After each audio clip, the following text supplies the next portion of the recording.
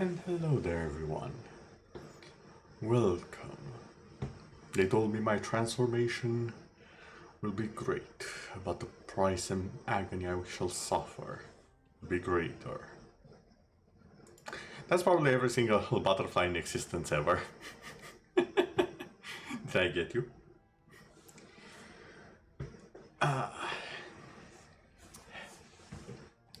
Greetings everyone. It has been a while since I played the game, for a variety of reasons. And I figured it was a good time to return, relax, look at the fluffiness this thing is. I mean, look at it. It's so fluffy and regal. This is more of a dragon.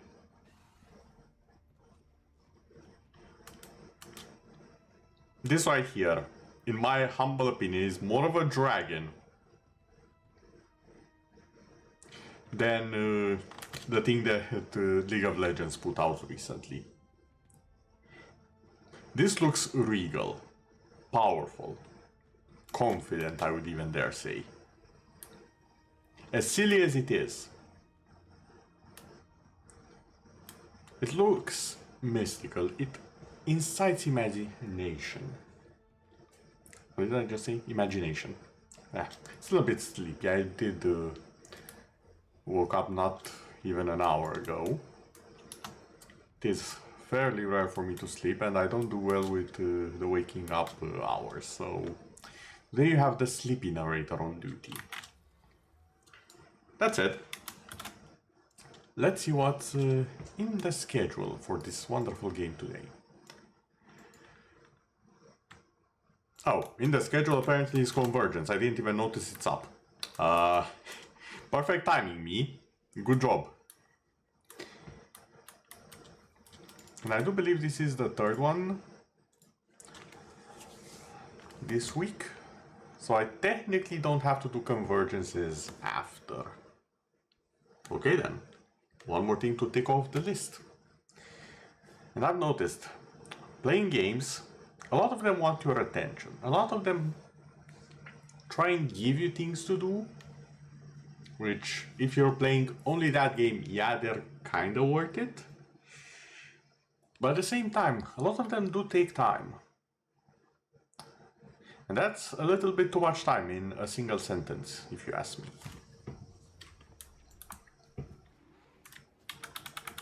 Okay, we apparently have a pretty full map, considering there's more than 30 people here, almost 40. Probably will be 40 by the time I get revived. So for now, let's just run around. Yeah, I can see a few spirits here. So we are definitely not the full size, so to say.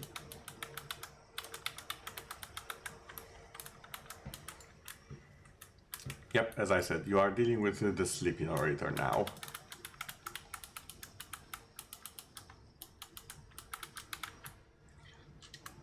Also, to be fair, I do need to do more convergences. They are fun, especially as a spirit in my opinion, because you can just fly around the battlefield and throw buffs everywhere. I almost wish I was dead more during convergences, just because it's fun to be a spirit and just beam around the battlefield like this. Your only worry being tossing out the heals for people.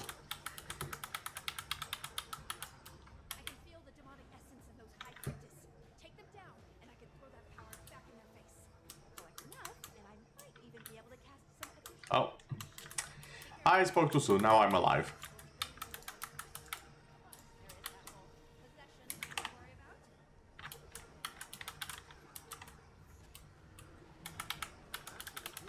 Now with this enemy, in case it was not perfectly obvious, stay away from the giant wall of death. A very simple tactic that is proving highly efficient. As for the reason why we are here in general in the convergence, we are mainly looking for essences.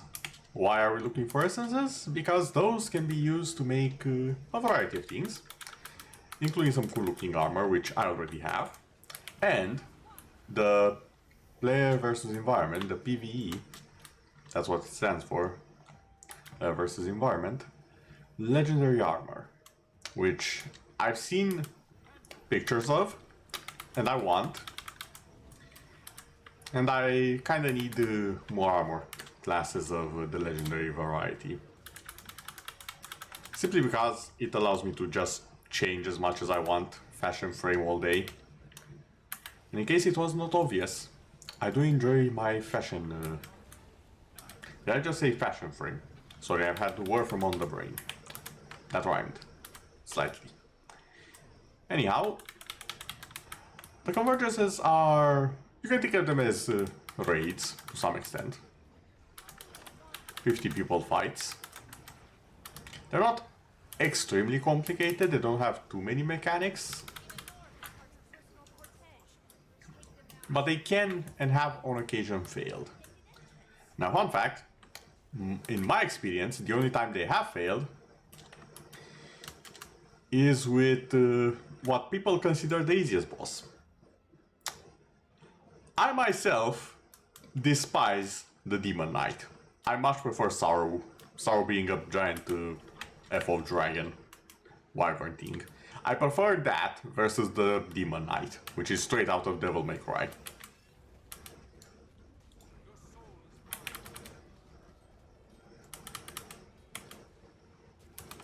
I may have been a bit enthusiastic here.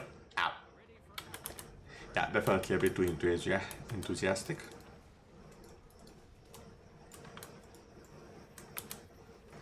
Also, some of you may have noticed that I changed the title of the stream, like slightly before going live. Originally, I planned this to be a World v World stream, considering the event. Then I remembered, oh wait, I'm on Europe. It's the morning. People are either at work, at school, or sleeping. There is no in between the three. It's one of them. And sure enough, after checking World v World, people were kind of signing off. So I'm guessing they actually have to work now. Even if they skip on sleeping. So yeah, that's something that happened there. Probably have to do that on my own time.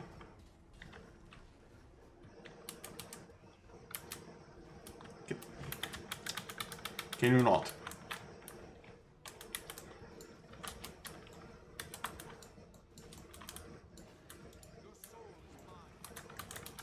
However much I hate this guy, the skateboarder, as I like to call him. He just darts around the entire place.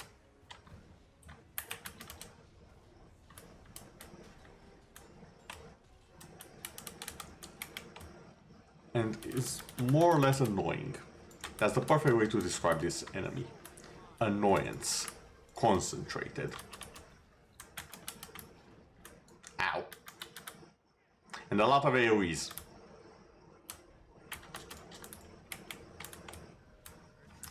Also, the modifier spawns this little orb that will damage the hell out of me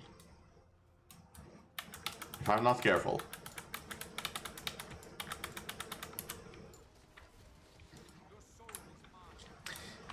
And yeah, one thing that I do like. Okay, like is... do I like it? Yeah, I kinda like it, I'll admit. Oh. Okay. We're apparently in a squad now. The bosses use the bounty system, which... now that I think about it, Remnant 2 did something similar, where the bosses have various modifiers, so it's not the same fight. For example, this one has bombardment, inescapable attacks, and swift. So he's basically on steroids, throws stuff everywhere, and he has attacks you cannot dodge as far as I can tell.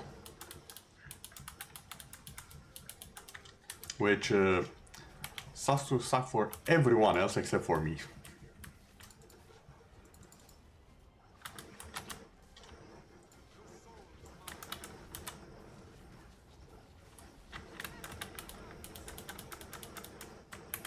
By which I mean that I'm a necromancer and I can just hit up. And I will not get... Where are you going? No, no, no. Get back here. You're the one who moved there. You're not getting out of this. God, I hate that enemy.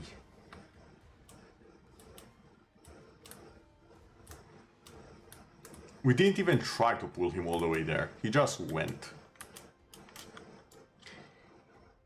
How's Zolja doing? Zolja's doing fine. Everything is fine. It's on fire, but it's fine.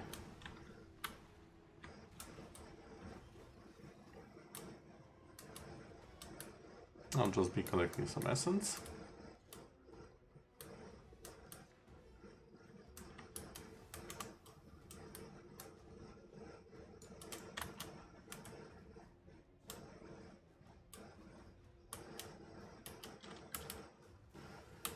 Oh, not a frog. I hate this one. I think I hate this one the most. It has damage. It has a lot of buffs. Well, not right now, but you'll see when he starts sucking. And he has the stomp, which you have to dodge. His AoEs are deceptively slightly bigger than they should be. And there's the buffs. And there's my buff conversion.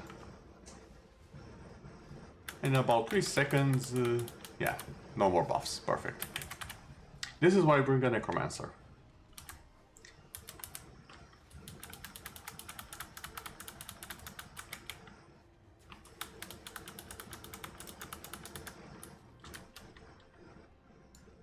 Regener. I just read that this thing... Oh, it had reduced max health. That's why it went down so fast. Okay, you know what? I'll take it. I'll take reduced max health and regen. I was wondering why we were killing it so fast, then I saw the modifier. Reduce max health. The best one to have on that guy. Because his HP is ginormous. Normally.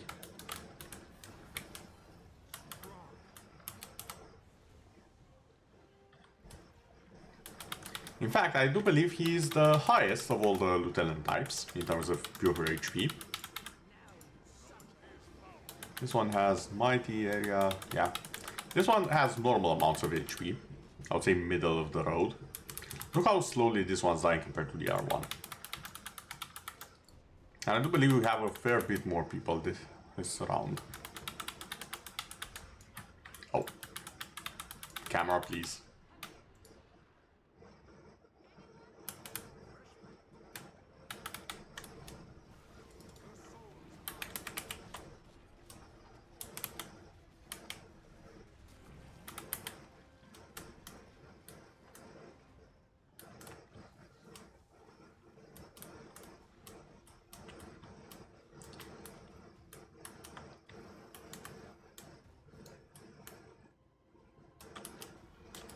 Oh great, that's the general. It's another frog. Oh, and this one reduces our max HP. Great.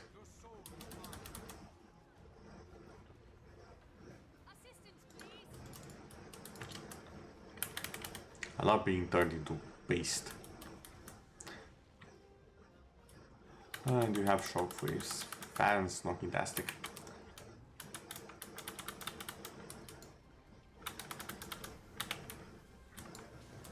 Solve the circle. Oh, no circle. Because we took the defense. I'm slowly remembering how to play the game. I kind of know it. That's one of the things I like about the game. I played it so much, I kind of know what's going on. Just by instinct and reading stuff that I see on screen or reacting to stuff. If you ask me to explain it though, that might take a bit. It might take a bit indeed. Let me move. There we go.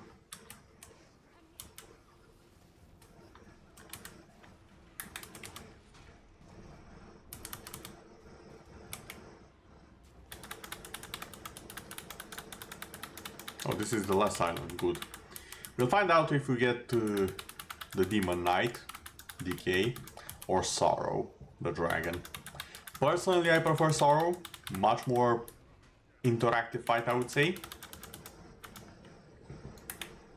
And I never failed Sorrow. Never, not a once. Of course, it's Bloody Demon Knight.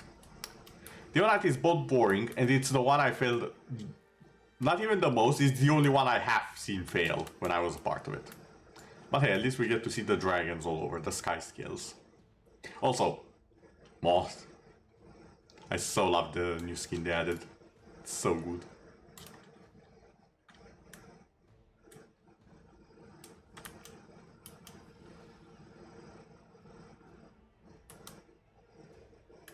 I want to see what they created with these convergences. The best part, all of the sky scales. Ow. Is this any way to greet me, damn it? Ow. Stop. Cease. You can tell why I don't like the guy. He's basically... He's not even a DPS check. He's an endurance check. When you have enough essence, you take it to Zolja, heal her, and you hope everyone else is doing the same thing. Because randomly he'll just decide, yeah, I've had enough of everyone's face. And boom.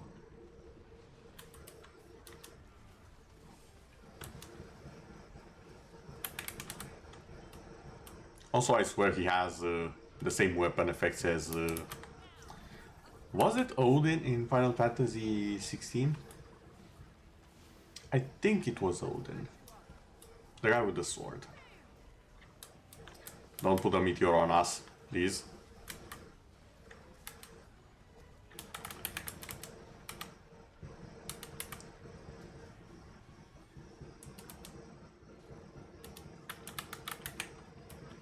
Okay. Phase change. I say that he more or less just changes the location. I don't think he changes that much compared to Sorrow. Sorrow starts summoning minions, does other cool stuff. This one, I don't think I've noticed the changes. I'm sure there are. They just haven't been that noticeable. Or maybe I just assume he does them in all of the phases.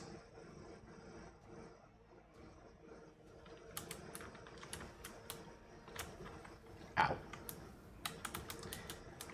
Can you... What the... Oh no. I saw the laser and I was like, yeah, I'm gonna get hit by that one.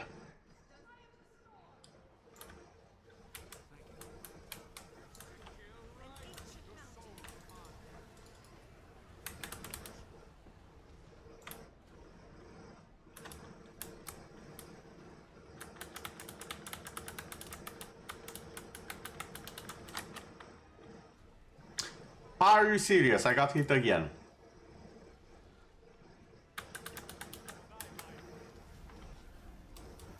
Okay, I think the cracks in the ground are new. I don't think he did that phase 1.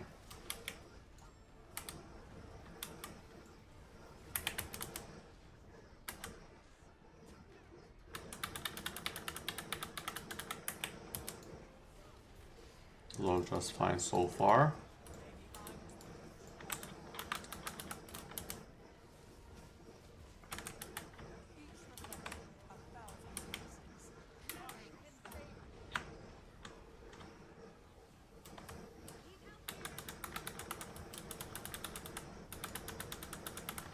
For anyone who doesn't understand what's going on the screen, don't worry about it. You'd actually get used to it. It's not as hard as people think it is. Like everyone is like, oh, you can't understand what's on the screen in this game. You don't start out with what you have on my screen. You really don't. You learn to recognize things that will mess your day up and things that are friendly fire. Also, look at this. All of the colors, all of the dragons. I love these moments when everyone just hops on their mounts and just goes.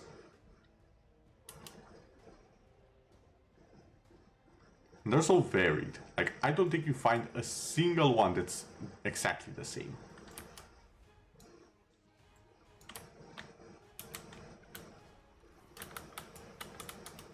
I can never land near this guy.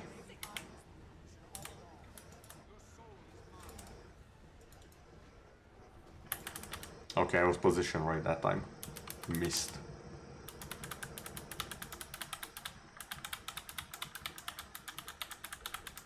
Punishes control targets. Oh no. Oh no. I saw the laser. Yeah, get everyone up.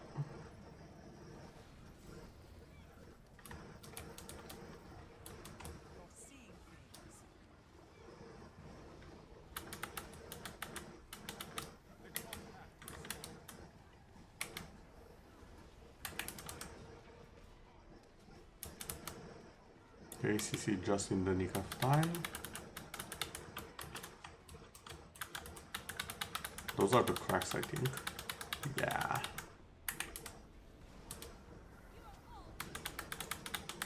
Okay, if you know what to look for, you can kind of see when he tries and does something, like here.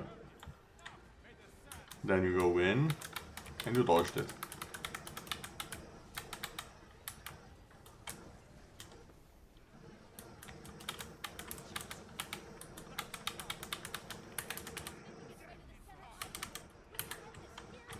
Up. Okay, I walked into the meteor. Because I saw he was changing phase. That's on me. Anyone? Thank you.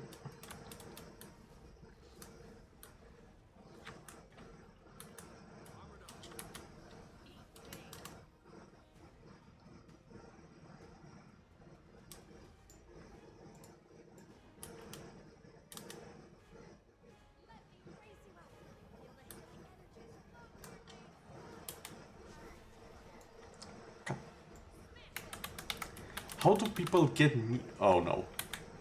Please no. Of course it's on me. I hate that guy. I hate him with a passion. I say that guy as if I'm not bashing his face in with a sword. I'm not acknowledging his presence. I would really rather he does not acknowledge my presence either and just lets me hit him from the side. And I do my spin move. Okay, that's the cracks.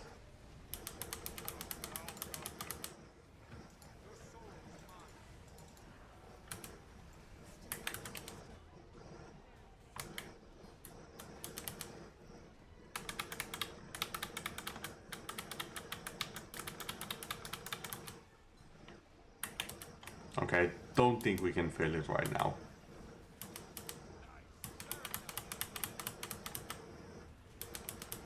I don't want to jinx it, but I think we got it.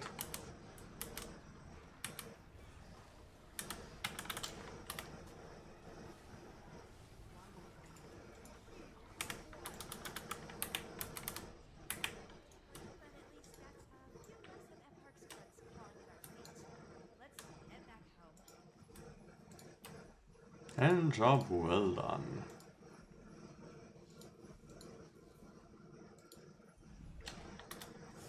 Along with a metric ton of essences.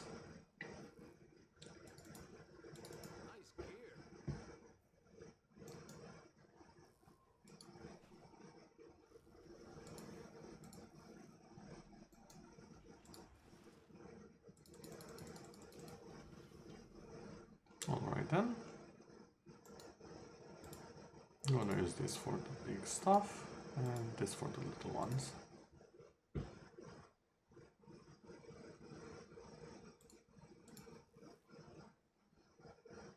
Now I should have some Cryptessence thingamajig somewhere around here in this pile of an inventory. That's a nightmare to manage. Apologies for that, by the way.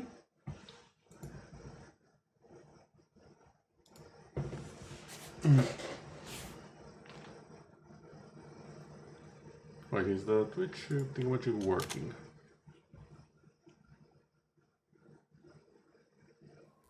Oh yeah, Twitch is working. Okay, good. All fine.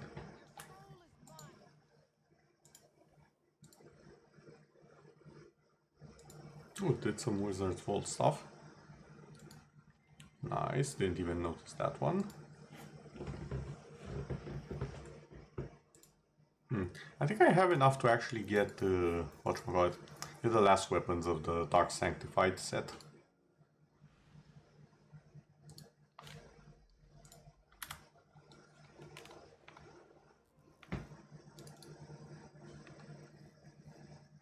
So I can get the axe.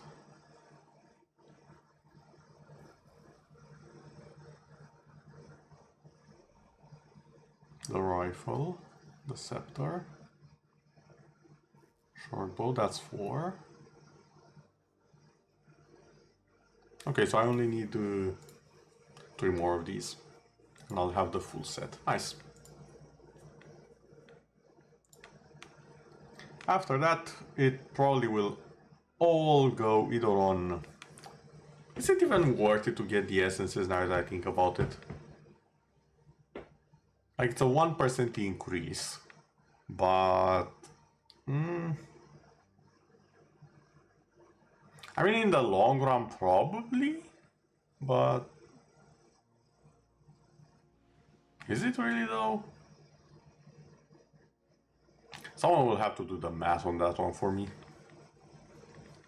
Because I know it's not any type of gold or silver, it's the one you get specifically from drops.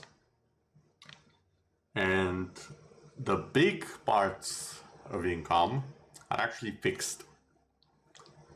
So, no, I don't think those are worth it. Gonna have to do some research on that one.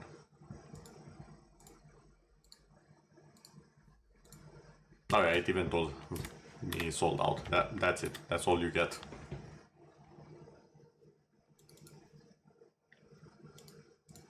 So we're gonna get the axe. We're gonna be getting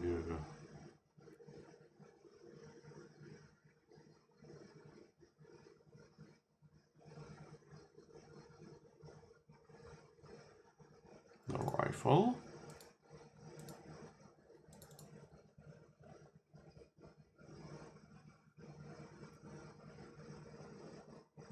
The short bow. And there should be one more. Which one is it? The scepter. That looks valuable. There we go. The weapons themselves do look neat. They do have a slight aura about them.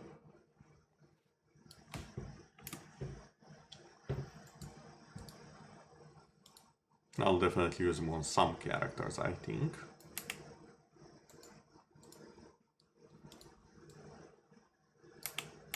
But yeah, it's nice to have. Especially since there's 48 days remaining. Plenty of time to acquire even more loot.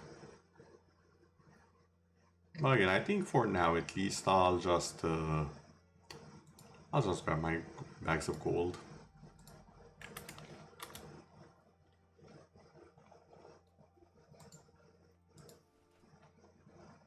There we go.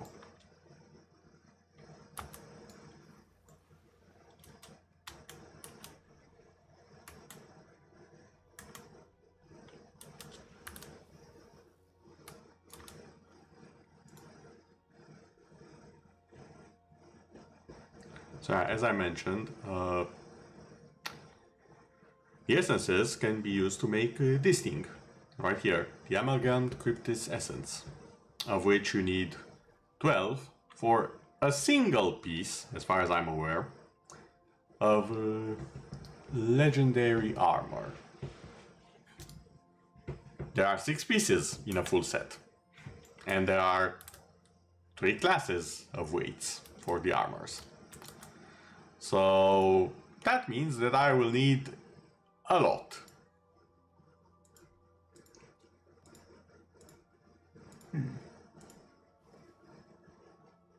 Yeah, I'm not buying that. People can keep that. I don't want it. I don't need it. The perfect way to throw away gold. Actually, wait, production. Oh my god, draconic essence, no. There we go, cryptic essence.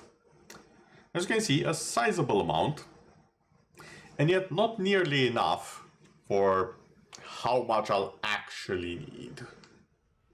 Globes of ectoplasm are fairly easy to acquire,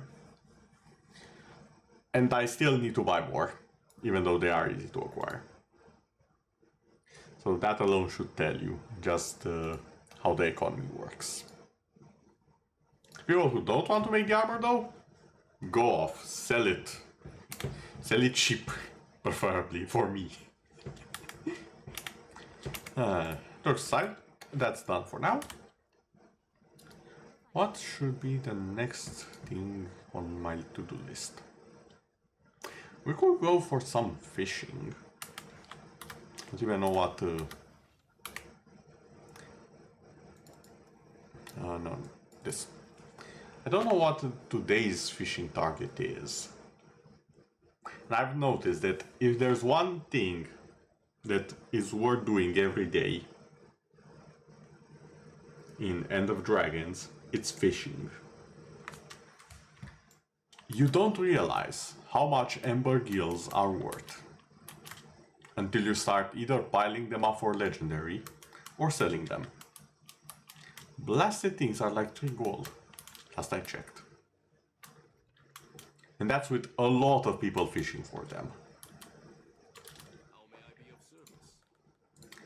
Ah, we don't have this. A wolffish. A wolffish. Where the... I'm just gonna use the wiki here for a bit. Wiki. Oh. I forgot how this thing works. No, I don't want to whisper.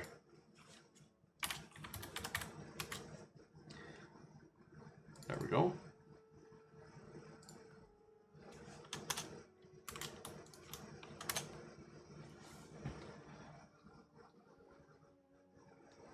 Slash wiki and over somewhere here we should have Taro. So bait is any, time of day is any, fishing hole saltwater fish, and the Meguma jungle.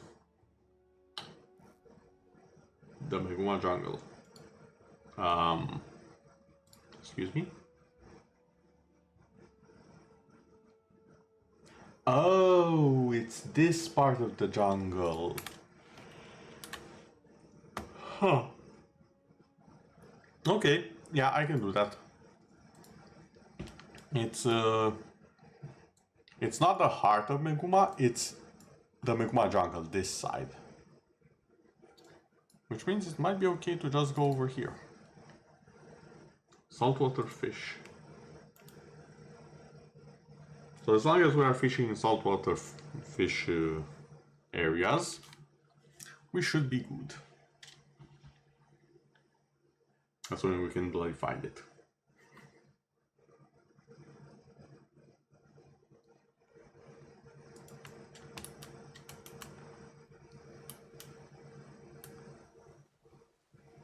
I'm just gonna scout around a bit. Oh, there we go. Right on target.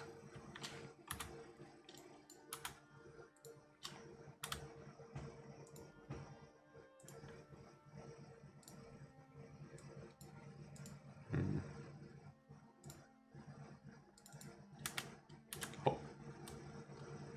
Oh god, it's actually hard. Why is it so hard? I didn't eat.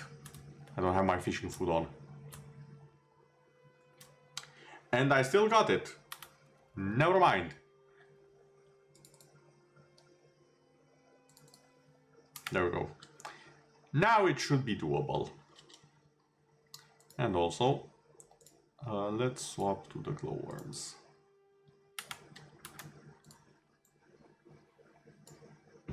I like to keep a varied amount of bait on me.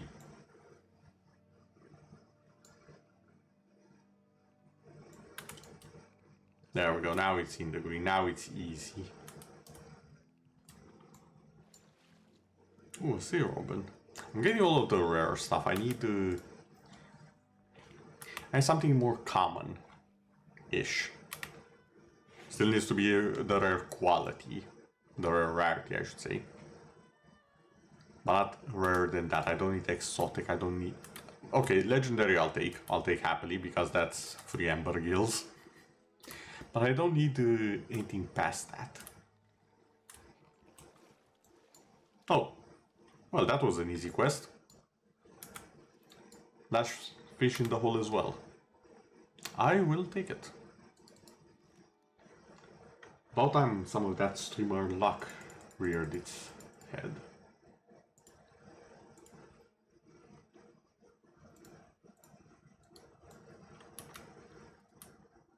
Also, I'll better be able to show why exactly the Ember Gills are worth it. Because as you've seen, it took me about, I don't know, did it take me a full minute? Loading time included? I'm not sure, maybe 2 minutes. But I can just go over here, 1 Ember Gill. This little thing. Oh, it's 2 gold now. Yeah, I'm not selling it, I'm collecting it. Because it's just worth that much to me.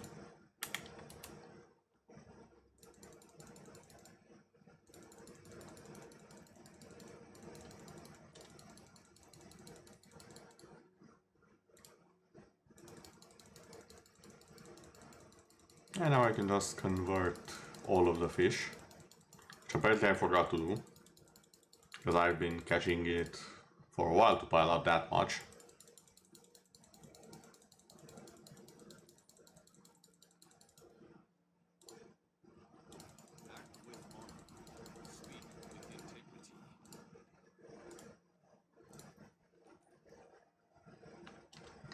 And I mean, to be fair, you can only get this way, you can only get 5 per week, and with a daily catch, which is here, only 1 per day.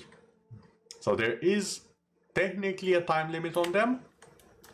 If you're going for the legendary fish, which guarantee a drop of Ember Gills, there is exactly a time limit, but they're so rare you can not really expect to get a lot of them. And how many Ember Gills you need, you might ask?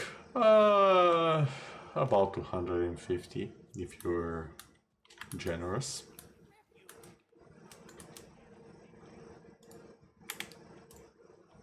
If, and that's a, I'm not gonna lie, it's a pretty big if.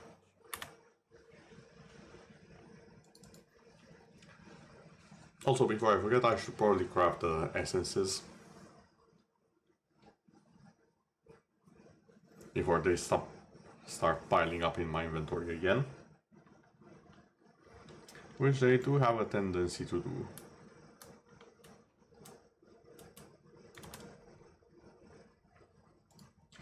There we go, I can make 3 of them. 3 is fine. That looks valuable. And as usual, I need more of the red. And next after is the green.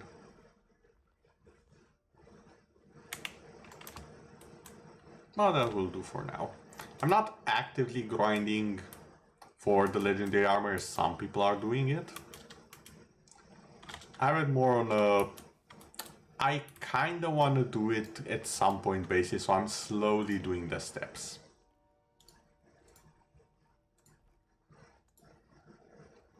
Like, when I look at this, I see people with pretty much all of the things that you can currently obtain already done. That seems slightly excessive for me.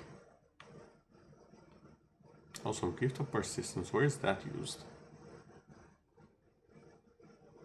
But this uses the astral ward.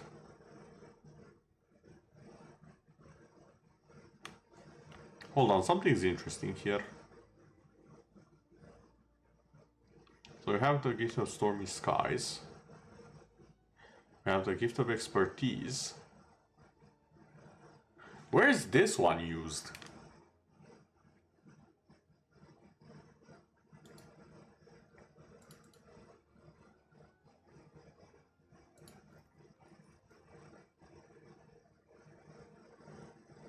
I was almost expecting it to unlock something, but apparently not.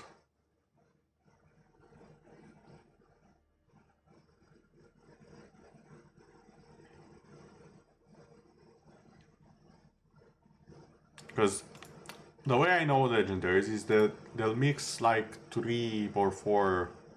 No, they'll mix 3 ascendant rarity gifts with... or, well, 3 gifts with the precursor to make the legendary.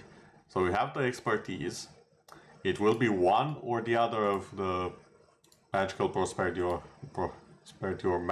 mighty prosperity. And then the stormy skies, but none of them require the persistence. I'm confused.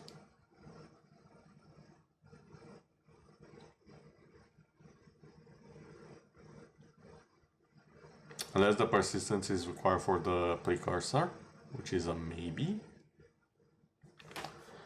What might also be happening, and I think I remember the dev saying this at some point, the legendary PvE armor will have multiple alternate versions, or at least one alternate version. So maybe it's for that. I'll just dump it in the bank for now.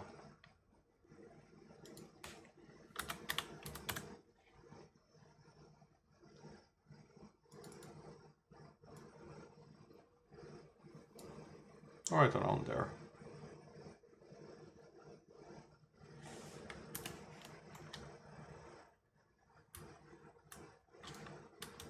We after all still need to get the expansion for this map. I can't remember, but I think this map is getting to expansion, so my guess is it's gonna be like this and then like this. Something along those lines.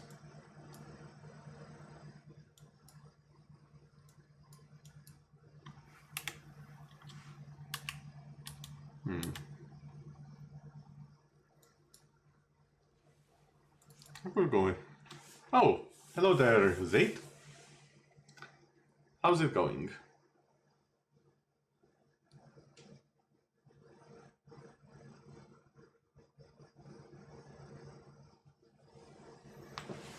We are currently playing some Guildwars 2, just relaxing, just looking around, seeing what's going on.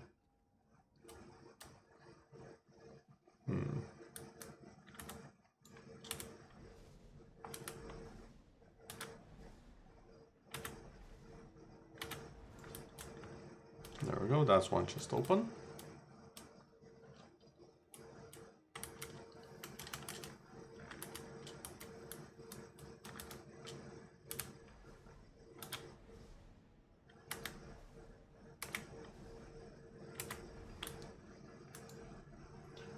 Working so okay-ish, I guess.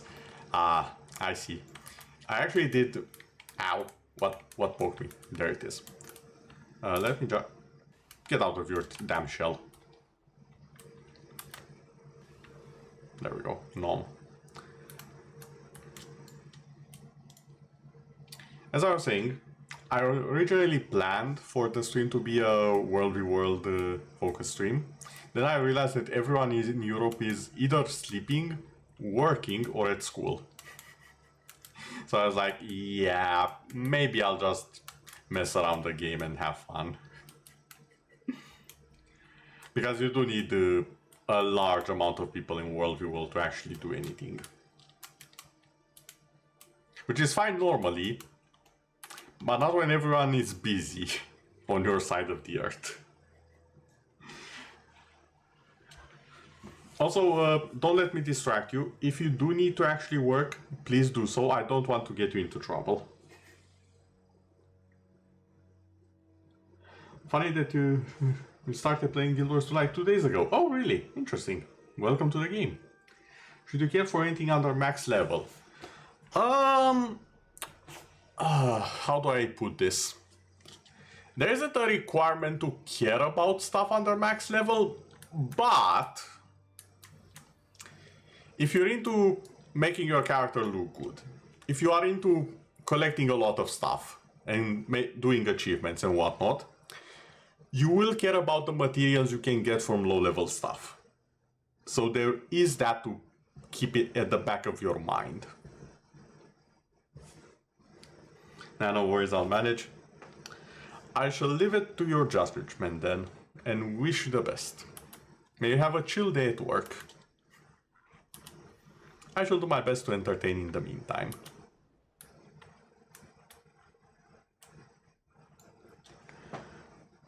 But yeah, for new players, what would I recommend? Honestly, one of the things that I would really recommend with the game, the main story, it's not the best early on, but for a MMO standard, it's pretty high up there, and it slowly gets to very, very good quality. Like, one of the best in the genres. But the first original story, it's a bit of a slog, not gonna lie. It's good, but it can feel like a slog at times, especially for new players. My advice is take your time with it, do it as you feel like at your own pace. Story steps you get every 10 levels at first. And there's 18 total, so level 10, level 20, level 30, you get the idea.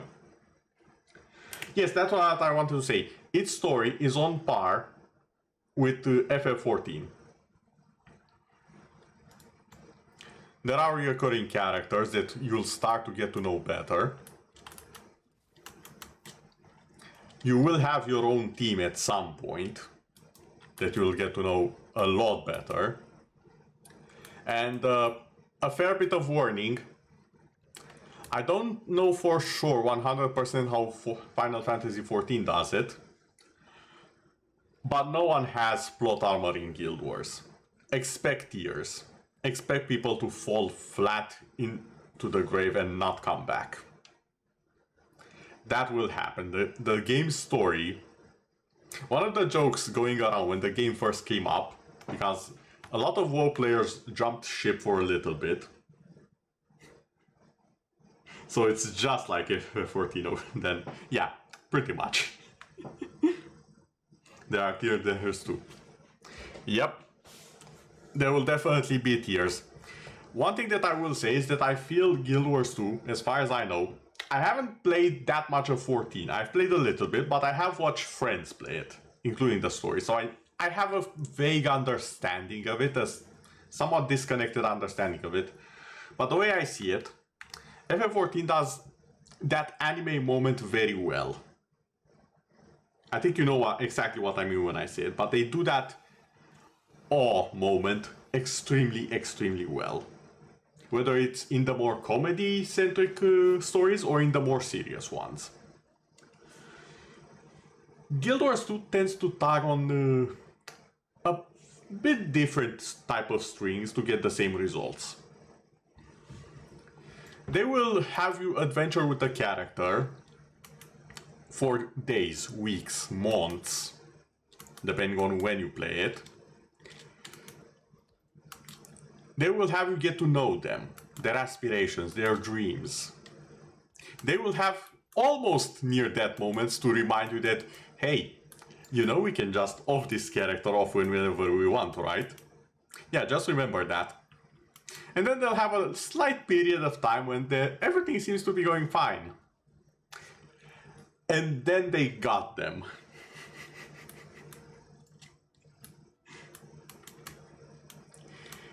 I'm not saying when it happens, to who it happens, how many times it happens, or if it even happens to you as the player character, or it happens to something else. Maybe something the player character wants or likes. I'm not saying any of that, but it will do that. A lot. Oh, the bloody beacon. I'm gonna leave that alone. I don't want to do the beacon.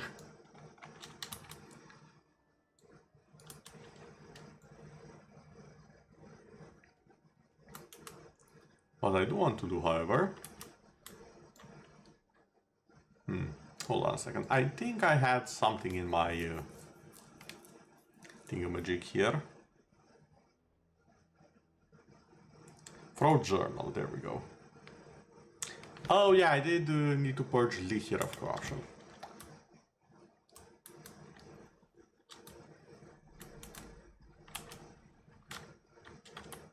Oh yeah, one more thing that I would recommend.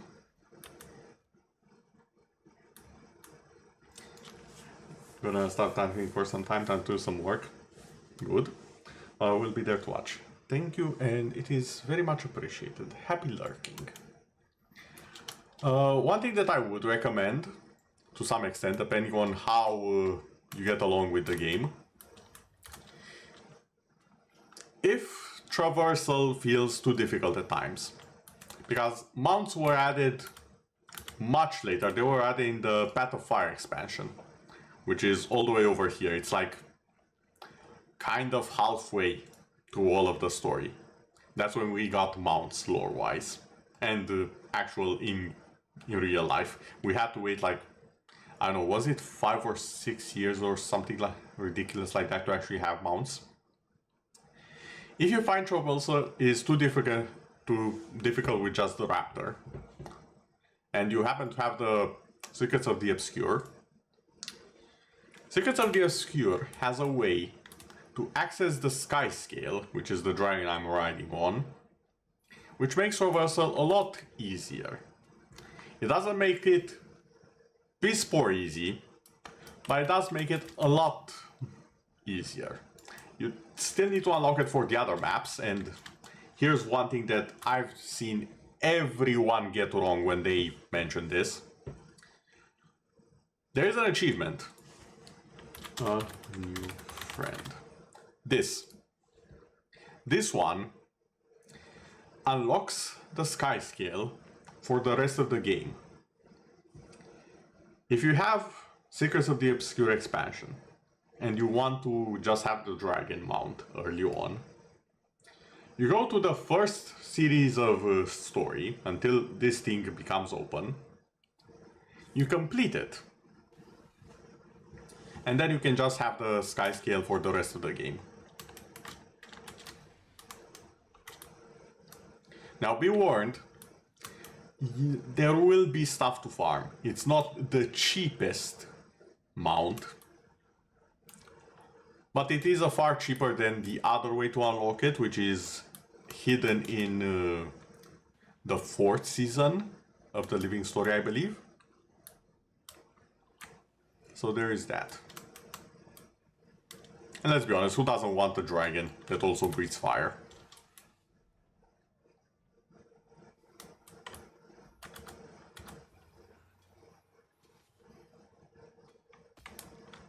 The story can be done in pretty much every single, in any order you want. You might get a bit confused at times. There is that to keep in mind. The 2 base expansions. That's still pretty good, I would say.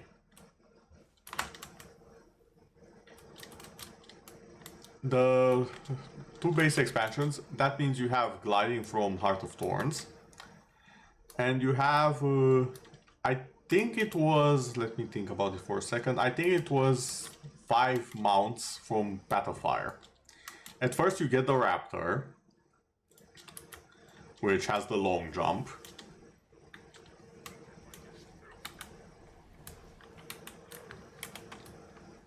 After that you will get the Springer, who is pretty much the jumpy boy. The bunny rabbit. I'm gonna show it off in a second as soon as I finish this boss.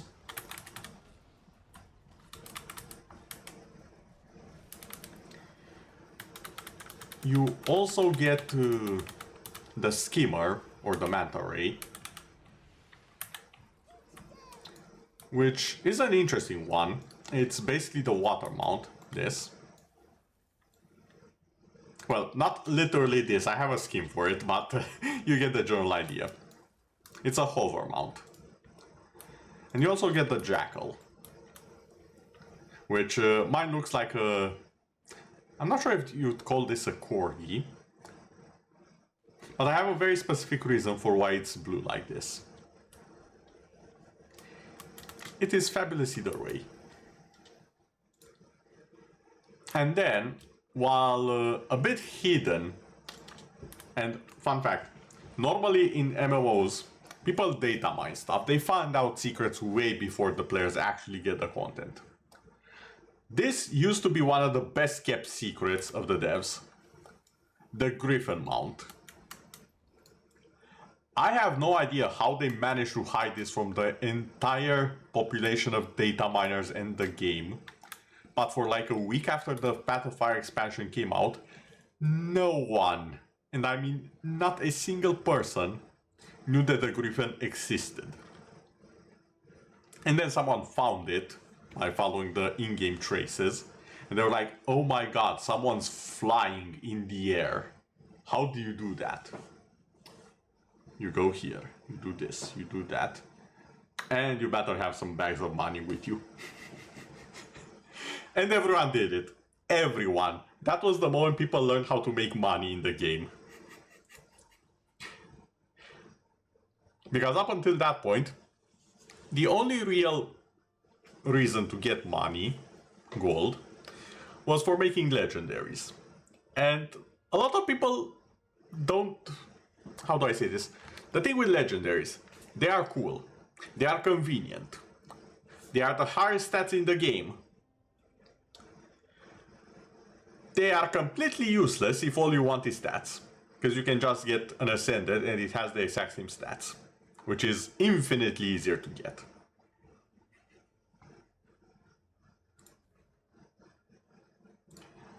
For example, I myself, and I actually have several legendaries. Exordium. My greatsword. Not only does it look cool, leave behind some nice footfalls. As a legendary, it also has the property of transforming depending on my class and the skills my class uses. So for this one, it's a bit fast, but with the poke it grows spikes on the side. It grows a scythe when I spin. The guard extends with the normal attack.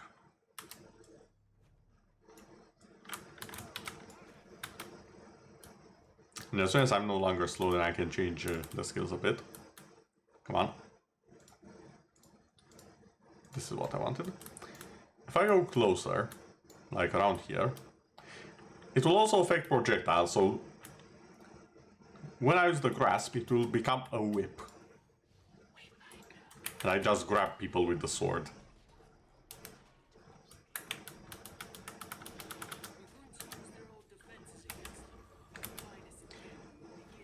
Now, I don't need to have this, because stats-wise, it's not better than the thing you get from the Wizard's Vault, which is a daily system.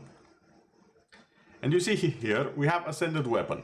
This thing right here is, stats-wise, just as good as my weapon. It won't look as good, it won't have some of the unique effects, but gameplay-wise, it's equally good. It doesn't change anything. That's kind of the neat thing about legendaries in this game. They're not necessary, but they're nice to have there once you have made them. Because one of the cool things, I can change the appearance of a legendary as much as I want. Zero cost. It doesn't cost any transportation charges. I can just go infinite, change how it looks.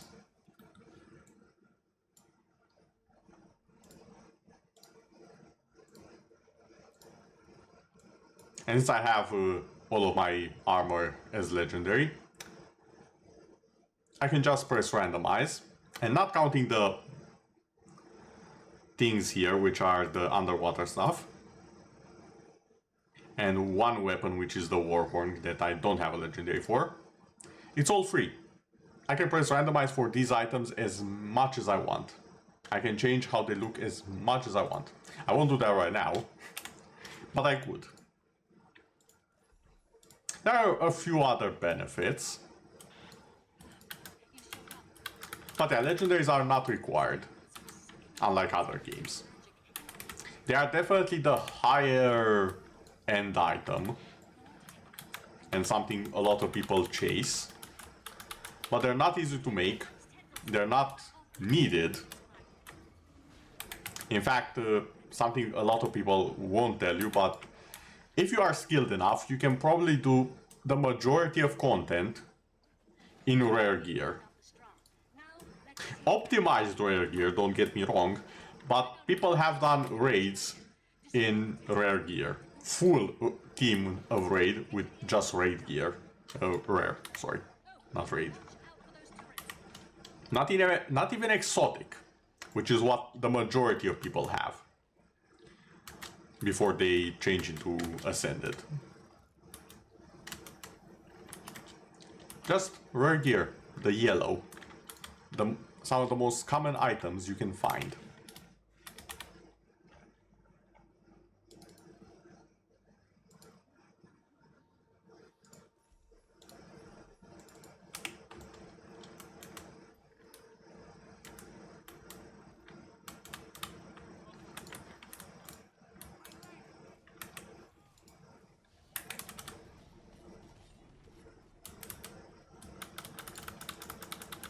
I'll just handle this siege weapon for a little bit. Ow. Oh, I'm in a bad place, aren't I?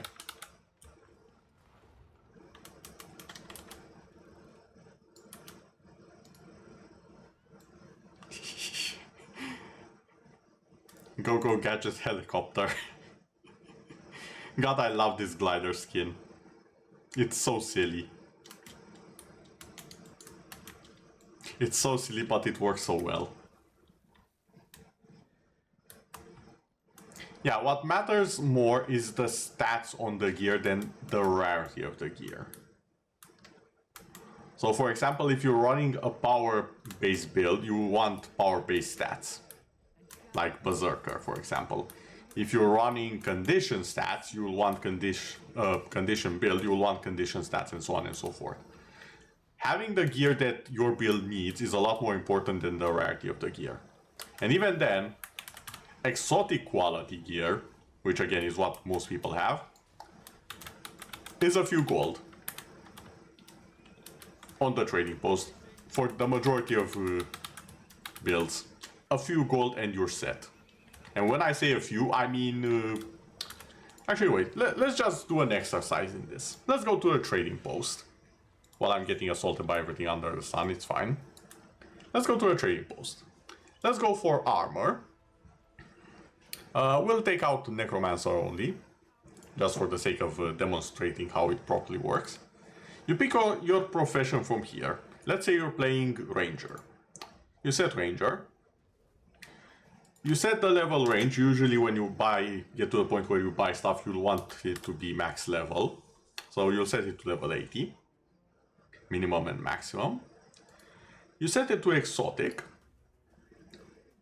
And then, if you know the stats you want, you can just type Berserk and you'll probably get it. But a far better way is to go first attribute, and let's say you want power. After that you'll want precision, and after that ferocity. Pretty standard stuff. And then you order by price. And you will notice Nika's armor, which is a full set by the way, not only does it have a power precision rune, which is fairly decent, already in it, it also comes full set at a little bit under 1 gold and a little bit. And 30 silver.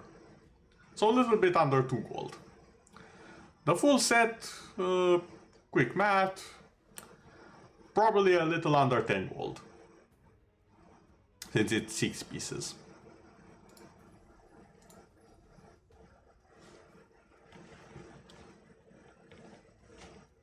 But it's somewhere in that range anyways. So with about 10 gold, you are set. Your character armor is done. You can just use that for the rest of the game. And there are a variety of ways of earning that gold.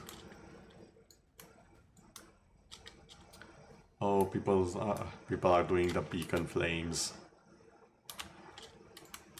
Okay, while everyone's doing the beacon flames, I'll actually teach people a nice little trick for getting at least one beacon flame across. It's not the best way, but it is a way.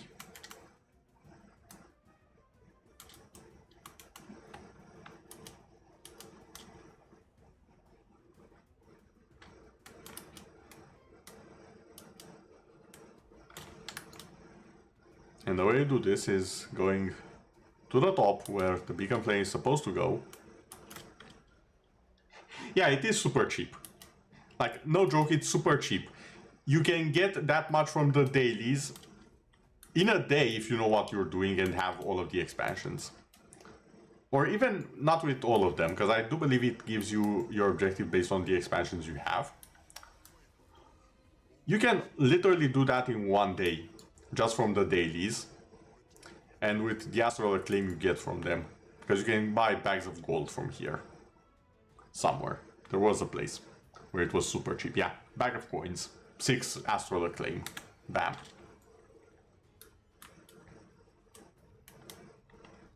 There is a limit on them, but I think it's like 30 gold, which is already more than enough for a full set. Weapons and all.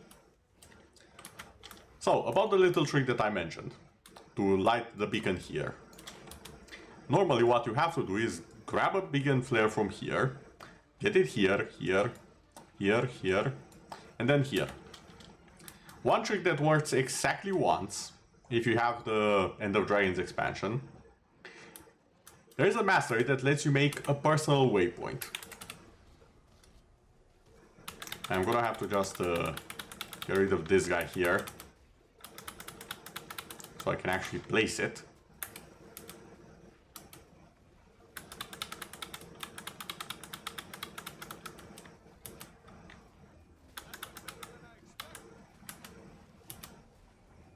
There's so many players, it's actually tanky. But yeah, you go somewhere around here, let's say. You place a Jade Bolt personal waypoint.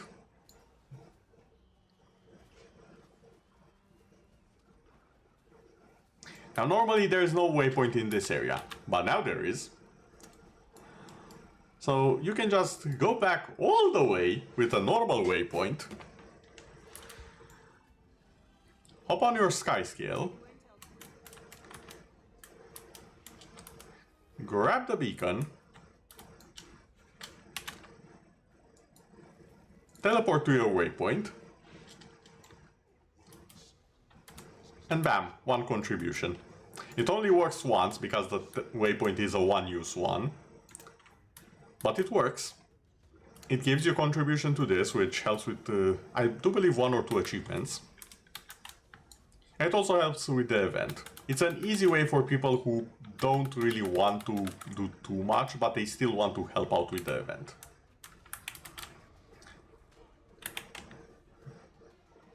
There's a lot of upgrades and bonuses that work together, if you know what you're doing.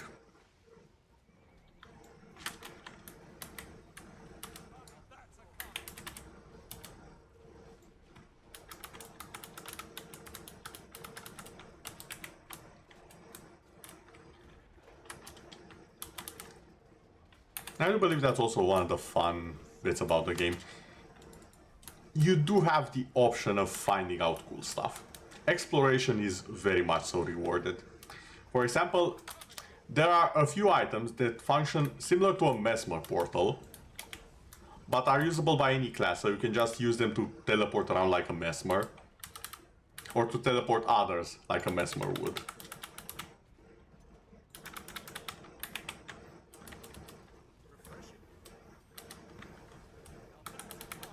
They're not the most common items, but you can find them. You can come across them.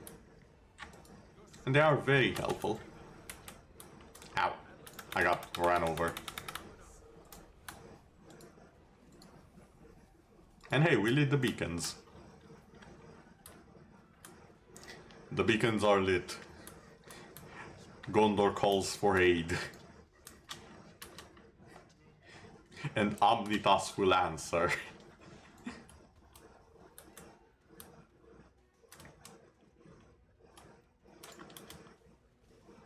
I completely forgot I actually changed.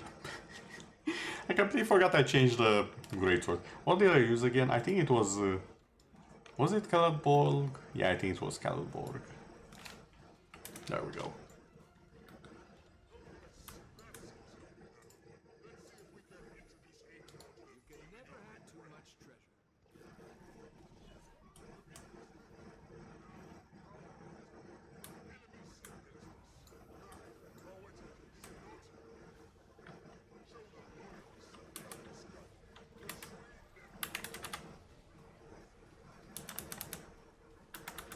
Persuade them with that. That's a fancy way of saying murder everything.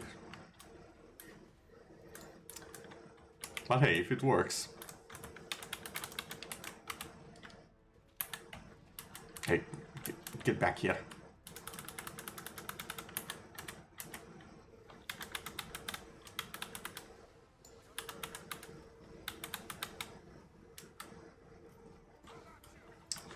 I said get back here, there we go.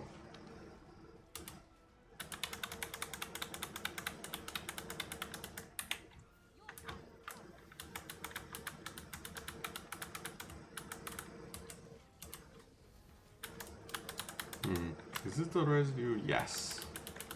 Can I get more of it? Yes, I can. Alright then, so I can just gather it up. Well, in that case, time for a good old-fashioned drive-by. Or fly-by in this case.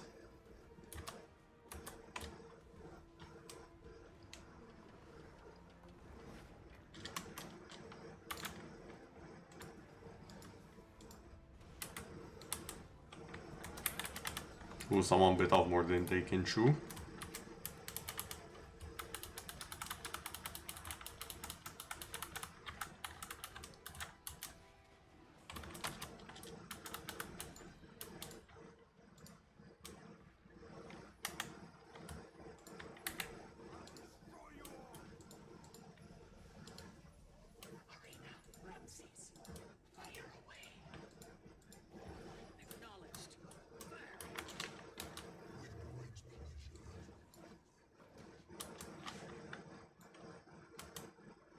Head to Helior's Gate.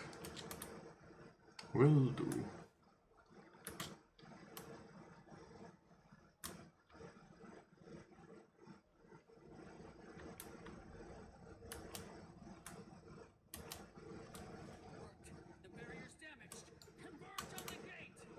Oh, there's a boss here.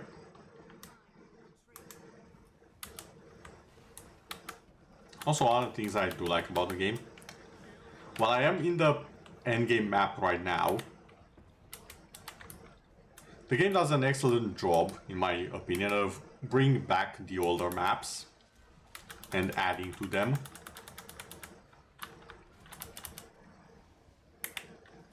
And because of that, you'll often, even as a low level, you will see people that are like max level doing this, what seems to be the same thing as you are. Either because an achievement requires it, they just want to help people, or they're just waiting around for something of their level to spawn in the area.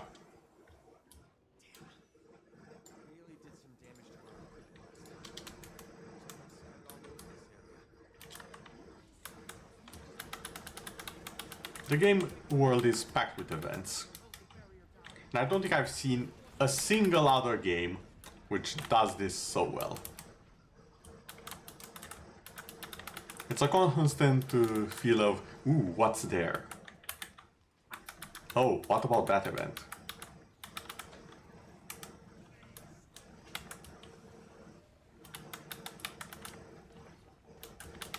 And while some are more important than others, to be fair, it's sometimes nice to just sometimes go, you know what? Today I feel like helping that farmer with the undead chicken problem. And just what I feel like doing right now. So I'll do it.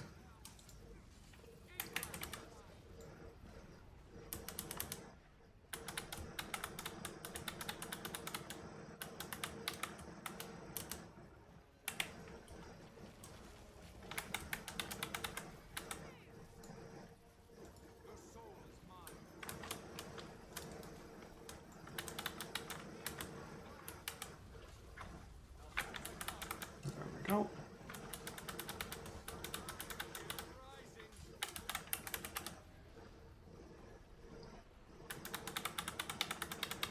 Okay, now that this is done, should probably start hammering the gate. Well, I say hammer. I mean get on the drain and start spitting fire at it. Which honestly is such a good idea. I'm not sure why more games that have mounts don't just give you a... This is a big beast you are riding. Let it break gates and stuff. Like we have siege turtles. We have little dragons. So why not?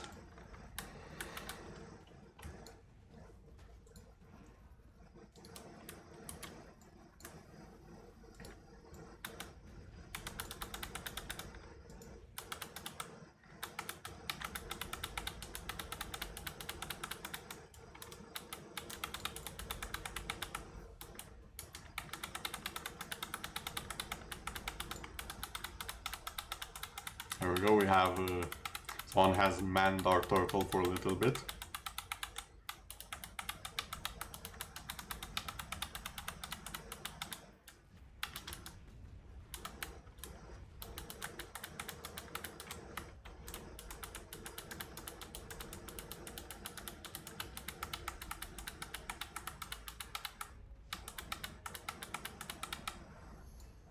And there we go, onwards to victory.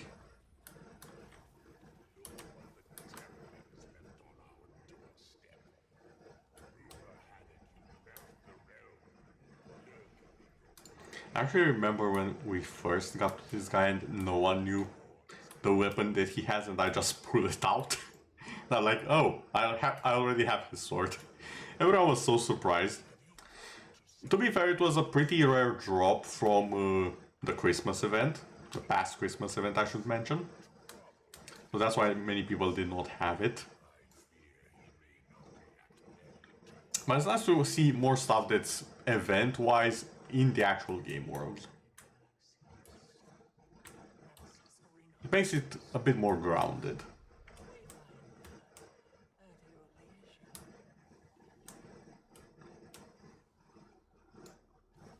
Oh, come on.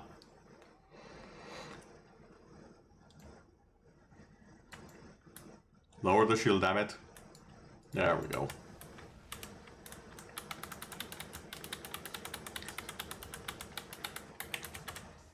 Also, if you played Monster Hunter, and you Monster Hunter World specifically, and you fought Behemoth, this guy has a very similar mechanic, where he will make rocks, and at some point you need to hide behind them. A lot of people do not hide behind them. It's actually kind of ridiculous. Like now. Now is a good time to hide, when everything is red. There we go. And we have 1, 2, 3 people who did not know how to hide.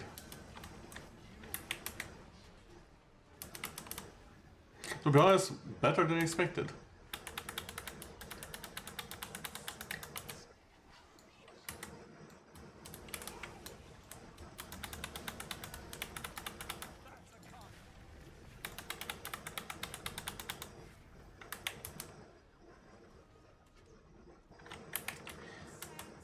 And you may have noticed this guy looks very similar to the Demon Knight that I fought before in the Convergence. That's because this is basically a weaker version. He's more or less the tutorial for that enemy's version.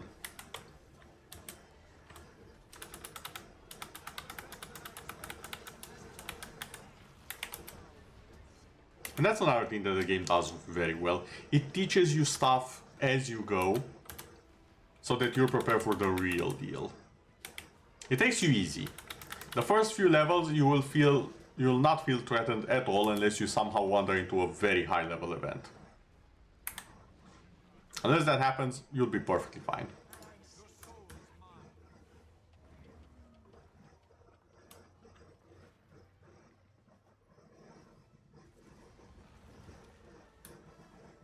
Oh my god, everyone got to safety this time. I'm so proud.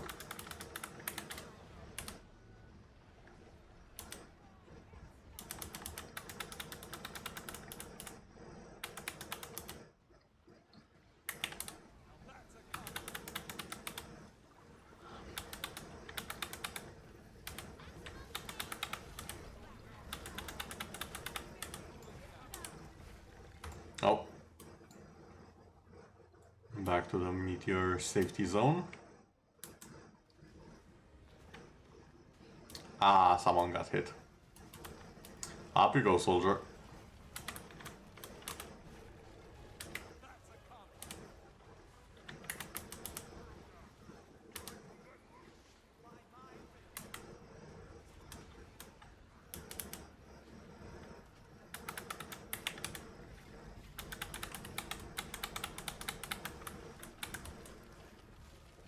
Okay, my opponent, his name is Cryptis Commander, so I guess it makes sense. Oh. I think he is spamming it a little bit this time.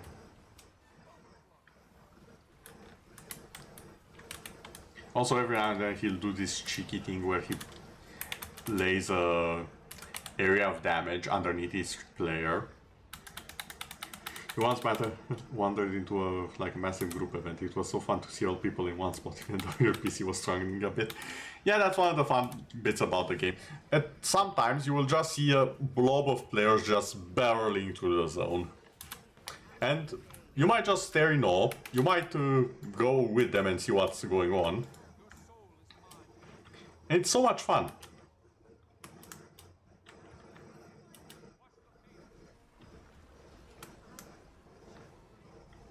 It's one of the cool moments of the game. I did mention it as well during the convergence. Seeing all of the people on a sky scale just barreling through the zone is such a good feeling. It has that feeling of awe that seeing a flock of dragons should have. Not a flock, a glory of dragons. I need to use the right term for a group of dragons, my bad. And yes, a group of dragons is called a glory. You are welcome.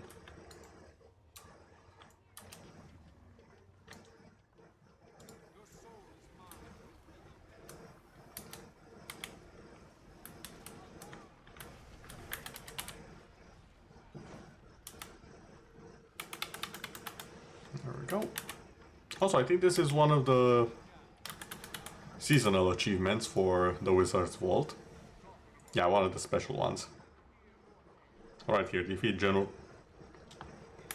what's his name?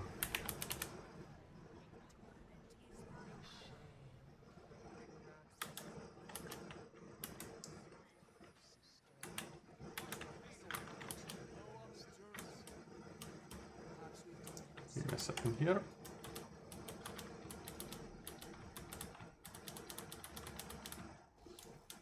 There we go, all of the loot. Small chest, okay.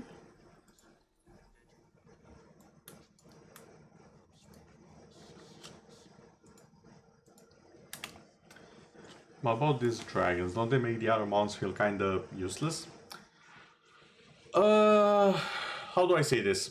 It makes traversal easier, but if you want to go faster, you're gonna need the other mounts. Like, it makes it more convenient, not more efficient. If that makes sense. They do have their use. But a griffin will fly faster once you master it, like it's not even a joke in the air. A roller beetle is the fastest on land, there is no competition. If you want to go straight out vertically, the Springer will get you there way faster than the Sky Scale. The Sky Scale is the safer option if you're not confident in your jumps, or you just want to take it safe and easy. It's the convenient option, it's not the best option. That's how I like to describe it. Which, honestly, fair enough, you're on the dragon. The skimmer is pretty much one of only two options for underwater, along with the turtle. But the skimmer is faster and cannot fight underwater. The turtle can fight, but it just kind of sinks to the bottom, which is, again, very different. All of the mounts feel different. It's an amazing achievement what they've done. The only one that feels a little bit redundant is the Worklaw. And the reason for that is because the Worklaw is World v World specific. So you cannot use the other mounts in World v World. So it still has its own place, it just feels a bit out of place in the normal world compared with everything else.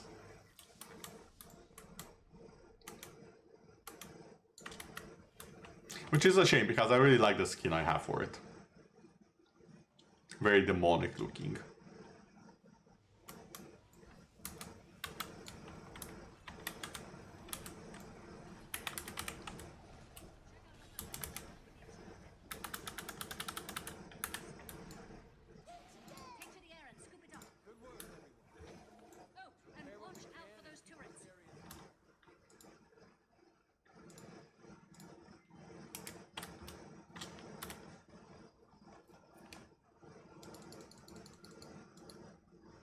There we go.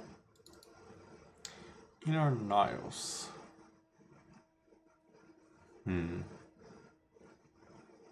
Yeah, I feel like the cloth is what I would really want here. You can never have too much treasure. Nice sword. I guess that works.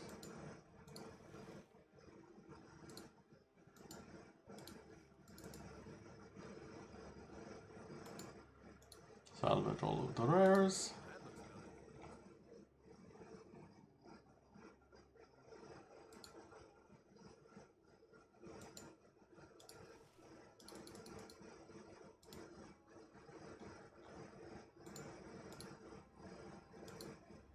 I achieve things. I'm an achiever.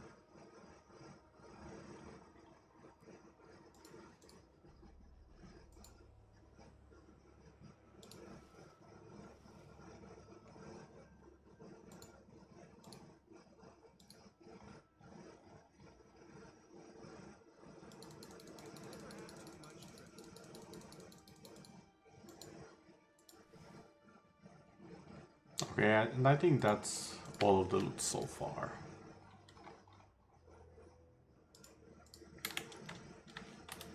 Oh wait, I saw something. Still had a nice sword. You can never have too much treasure.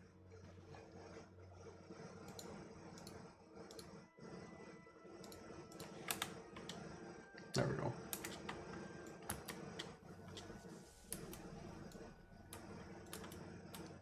But yeah, as I've mentioned, feel-wise, they've managed to do a thing where the mounts don't completely invalidate each other. Which is also why I don't think they'll be adding too many more. At most I can see them adding one more mount.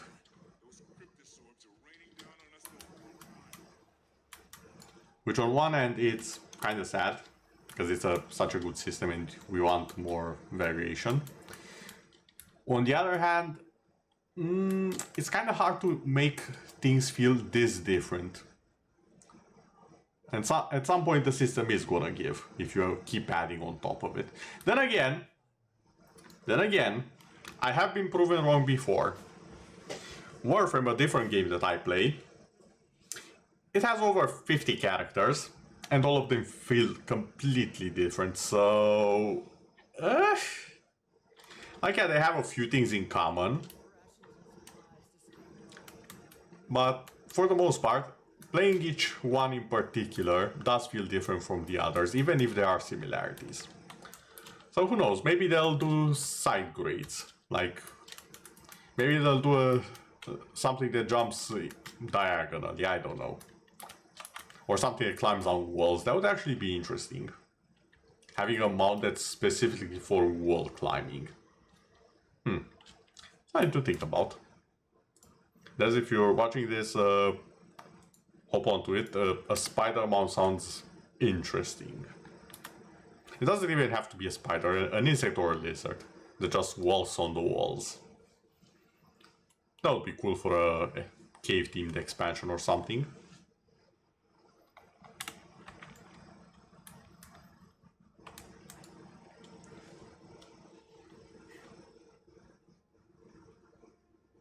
Well, League of Legends have like 200 characters and they still feel a unique creativity of design is always amazing. Yeah, I will say League of Legends has a few characters that are kinda same-ish, a few of them. But it managed to make them different enough that, yes, I can say it's a different character. They had a bigger problem in the past, but they did rework a lot of the characters, so they are very different now. And speaking of creativity, there are times when they fumble, like with the recent character Smolder, which is a dragon, which is the reason I'm actually making a video on dragons and what they symbolize and what a dragon should be. And I specifically remember saying, this looks more like a dragon than the initial Smolder. Because that looked like a dragon with a human face taped on it. And it had none of the grace of a dragon. And that's the thing, dragons are supposed to be graceful, majestic. They need to be awe-inspiring. Because at the end of the day, what is a dragon? It's not quite a god, not quite a demon. It's something in... what was the exact words I used in the video? It's that thing at the edge of imagination and ambition. That's what a dragon is. Yeah, the dragons in all school RuneScape look better. Yeah, exactly. Actually, do I even have that? Do I even have it anymore? Hold on. I do. Okay, give me a second. I want to see if something works. Hold up a bit. Swapping over to the chatting void for a little bit. I want to see if something I have works. Because there was once upon a time, a long time ago, a dragon game like pretty much no other. It wasn't necessarily a good game, but it was an interesting one. And the dragons in it were fantastic. And I kind of want to see if... the game closed in the meantime, unfortunately. But I want to see if the private server that I found still functions after so many years. Because I don't think I've touched it in all that time. But the dragons in that game, you had a lot of dragons that were like question mark dragon pretty much. They were like, is that really a dragon? That does not look like a dragon. And then they had the actual absolutely fantastic, yes, this is a bloody dragon, look at it, it's majestic AF. They had both of them. And they had lore reasons for some of them being, you know, not exactly dragon, but counting as dragons, but it was still not as bad as the ones in LoL. Smolder was just... it was such an uncanny valley thing. It was just disturbing, honestly. Like, I know, as someone who has done quite a bit of writing, who has analyzed and played games for more than 2 decades now, I know what they were going for. They just did such a bad job at it.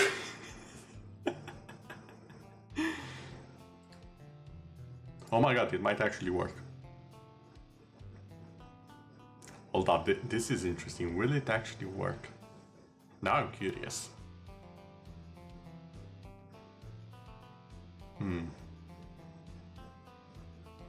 It finished the update.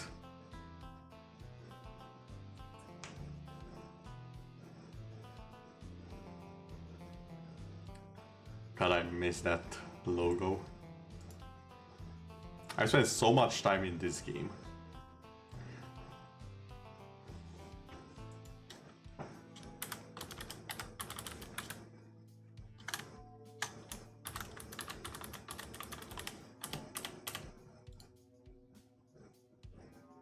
Does it work? Oh my god, it seems to work.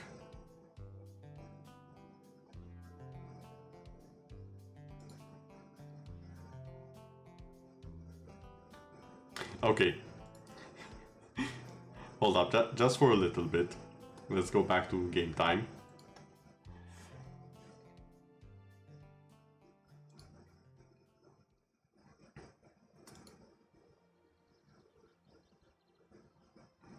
Do you see this?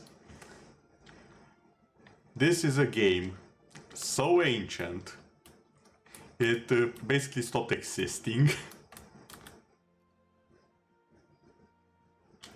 Actually, not even sure what area I'm in now. Where am I?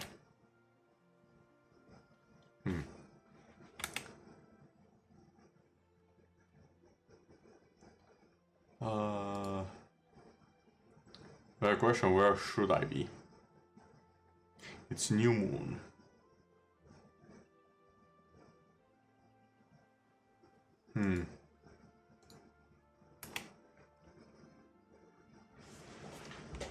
One of the things that, well, they try to make Spider-Man fail out horribly.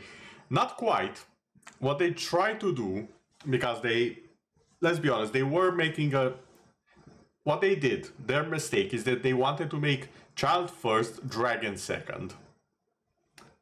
That's their issue. And to some extent it worked, because a lot of people were like, oh, he looks so cute, so innocent, blah, blah, blah, yada, yada, yada. But it was like, no idea what game this is, but you played at least a few world likes in the past. Fair enough. This one, however,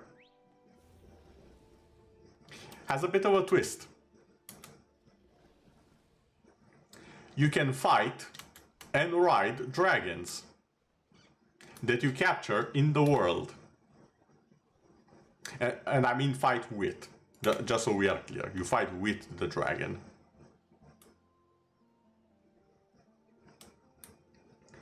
And when it spawns, there's only like one dragon of the big fancy ones like the one I have now. There's only like one for like, I don't know, several days.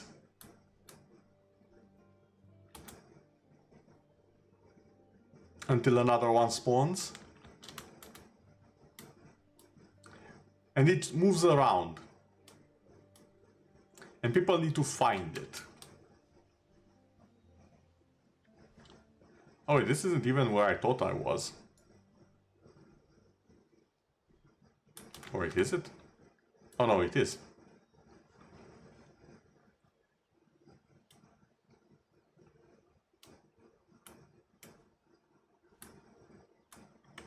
Like, you would just find them randomly. Seemingly at random. They do have patterns that players did figure out. And then you would have to jump on them and capture them. Like so. And it was the jankiest thing, especially if they had a previous animation ongoing, like you see here, total jank.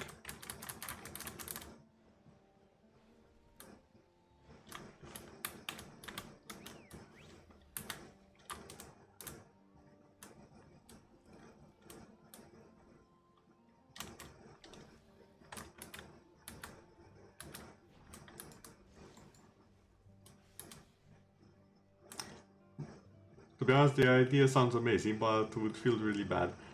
Honestly, for how little of a team they had, for how much they've done and so on and so forth, they did a good job.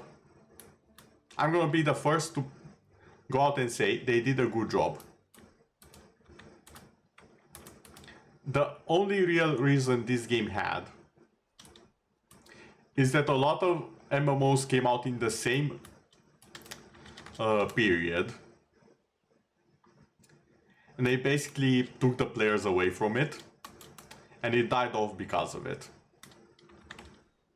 Fun fact, all of the games that the other people in the community that played this game went to, all of the other games died faster than this one.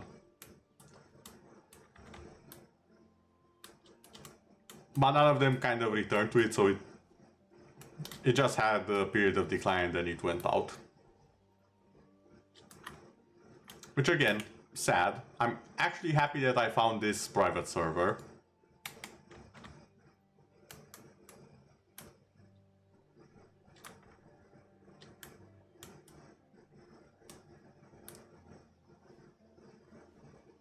Because just going around looking for dragons was one of my favorite things to do in this game, honestly.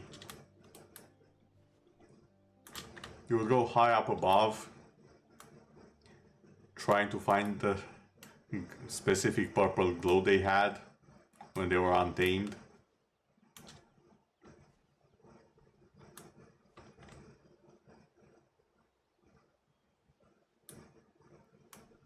It was a neat little game. The idea could have used some polishing.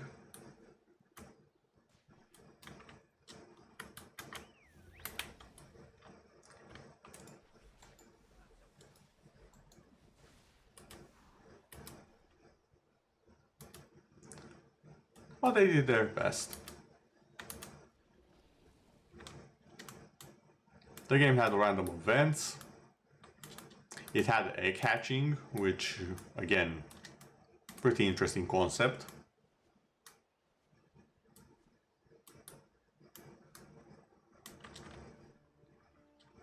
And the dragons themselves, they had their own skills that you could level up and improve. And some of them had weird interactions where on a specific dragon type, the skill worked one way, but on another dragon, it worked a different way.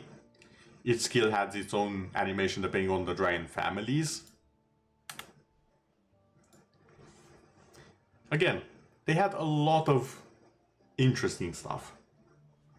The name of the game is Dragon's Prophet. I'm currently on a private server. There isn't a different... The official servers are shut down. They no longer exist. And the story for most of these dragons, like this is a bird, let's be honest. The stories for them is that the dragons basically got mixed with a lot of other breeds. And they're more or less half dragons, not pure dragons. And that's why some of them don't really look like dragons.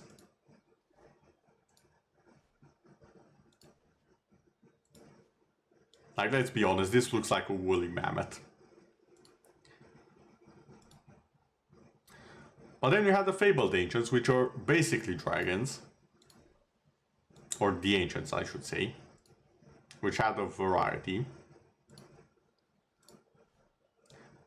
Dusk Reavers, very cool dragons. The people who made Runes of Magic, that's why it feels familiar. Yeah, they did make that one. I don't think I played it, but I did knew of it. Oh, I can actually collect stuff from these. There we go. Personal favorites, the razor spines. These lizard-like dragons were my specialty. I had one that set the record for damage done in a single attack. It did more damage than the players. Because another fun thing, depending on how you build your character, you have the stats here. Charisma increases the basic attributes of your dragons. You could build your character in a way where the dragon was the actual character and you were the pet. And that's what I did back in the day. I was basically playing a dragon master. I had my dragon do the fighting for me, and it worked. I made it work.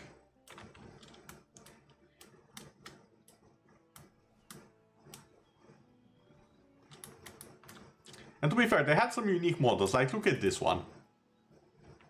This was one of the Easter ones, I think.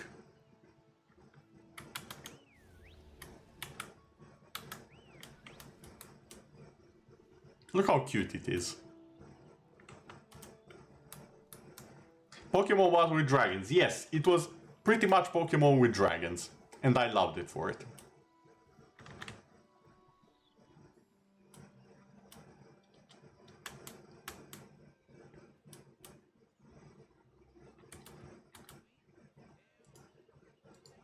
Do I have an egg? Oh, I did. What did we get? We got a bird.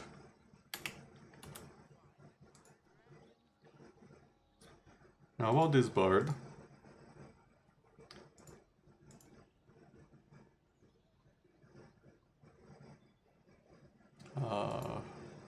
I need to swap it out, I think. Oh, come. Dedicate the dragon. Yes.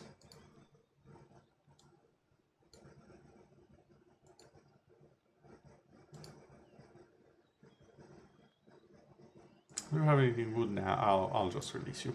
There we go.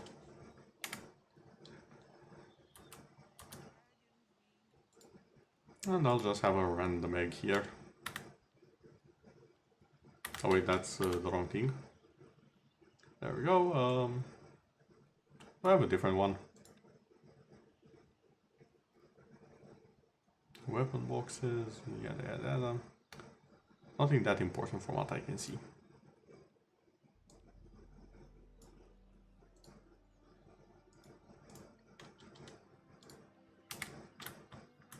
There we go. But yeah, they had a lot of cool systems that I liked. It's a shame.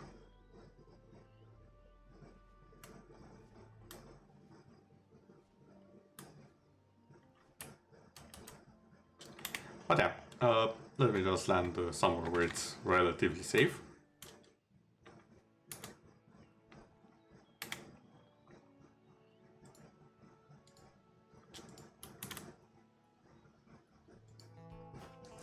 Back to Guildwars 2.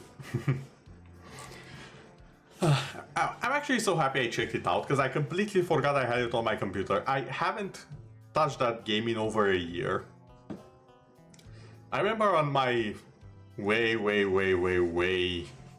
on my previous self, shall I say, I remember making guides for that game on how to find the dragons, what types were added to the game, what updates the dragons got. I really liked that game. I'm not afraid or ashamed to admit it. It wasn't the best of games, but it was fun for me. I like dragons. It's as simple as that. Good old times when new MMOs were releasing almost every week. It was wild. Yeah. On one hand, a lot of them died precisely because of that. But on the other hand, people had fun. A lot of ideas were being thrown around. Fun fact, Guildwars 2 was among the games that was in peril of dying out. And not because it was a bad game, as I'm sure you will soon realize.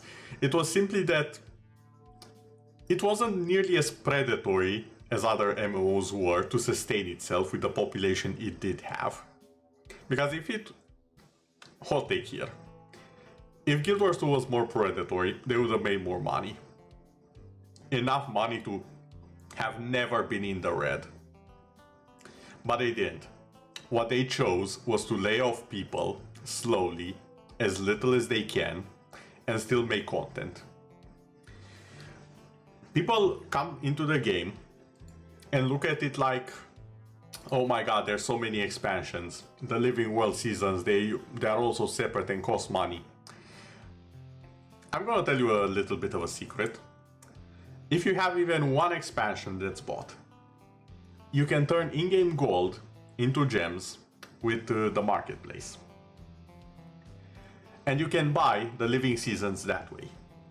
Also, when the Living Seasons first came out, they gave them away for free to anyone who was currently playing their game.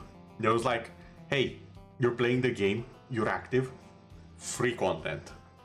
Have at it. An expansion size worth of content was given out for free, like every now and then when it came out in episodes. But a full season was pretty much an entire expansion. They gave out like 4 of those. No, 4. There's season 4 and then there's Icebrood Saga, which was also one. So technically 5. 5 of them for free. 5 expansions. Just have it. It's yours.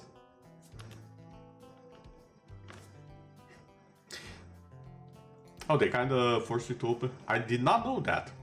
How do they force you to open it? I'm actually curious.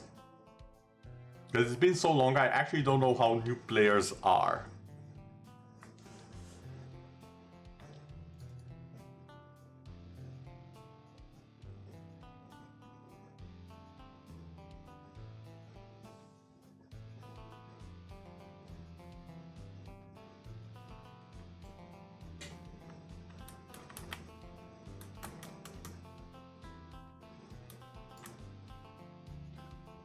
Papa will press this button. Oh yeah, I do believe when I started on NA, I think I saw it. I pressed it once and I immediately closed it.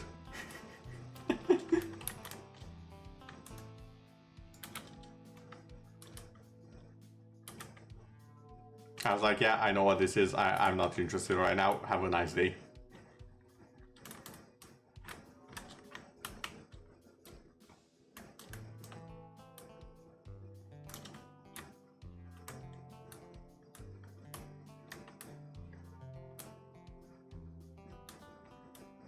Oh yeah, that's also a thing. Although to their credit, Raptor used to be exclusive to Path of Fire. And you would only get it after doing the first mission in Path of Fire. So that's something they added extra compared to the base game. And here's the thing that a lot of people don't remember, because they were pretty much removed in the first... A lot of them were removed in like the first week or first 2 weeks of the game. I actually played the game when it first launched. Like the first or second week, something like that, and soon it was removed. All of the free-to-play restrictions currently on the account, on a brand new account, all of those were present in the base experience of the game on day 1. They slowly removed them as you went forward. But back then you had to pay for the game and the restrictions were still the same. Like you needed this level to go to the portal to Lion's Arch. You needed this level to access PvP. Stuff like that. And you needed to do X, Y, and Z to access the trading post. In full. All of those were restrictions the game originally had. Which I kind of find... fitting, because now the pure free-to-play game is exactly 1-for-1 how free-to-play was back in the day.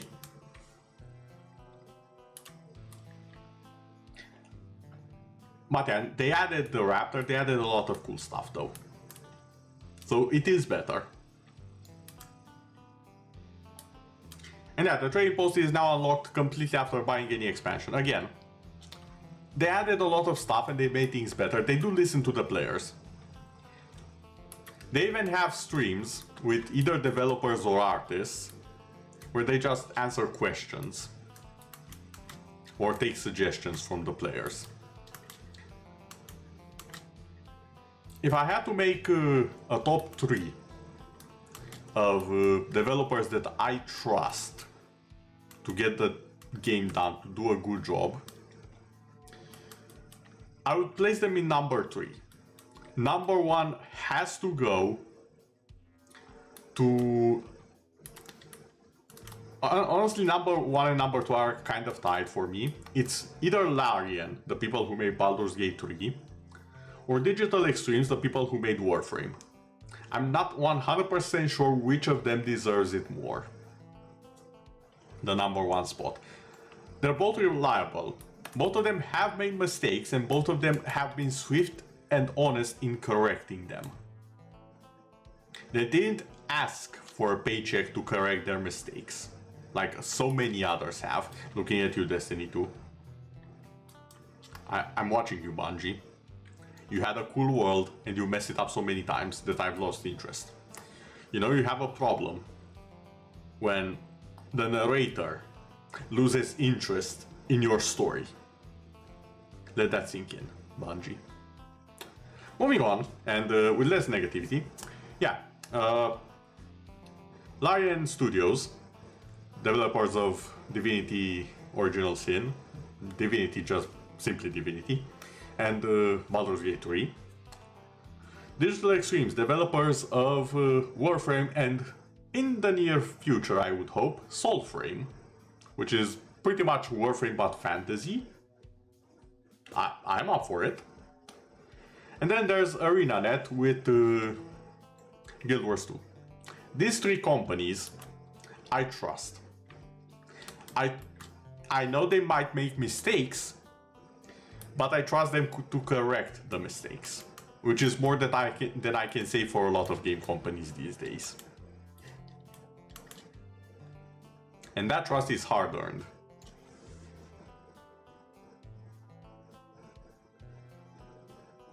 For me, top 1 is absolutely Team Under producer Daisuke Ishiwatari, the guy that made Guilty Gear. I haven't had a lot of interactions with fighting games, but people I know have, and they've spoken highly of Guilty Gear, so I'm willing to accept it as a suggestion. I'm gonna write it down in my memory. Oh yeah, and there's also this guy that apparently is doing a good job. And yeah, it's fine to make mistakes, it's fine to experiment, to stumble. It's not fine to just leave it there or sell the solution for it. You suck at fighting games, but the story is amazing. I would lie if I said I haven't watched videos on the story.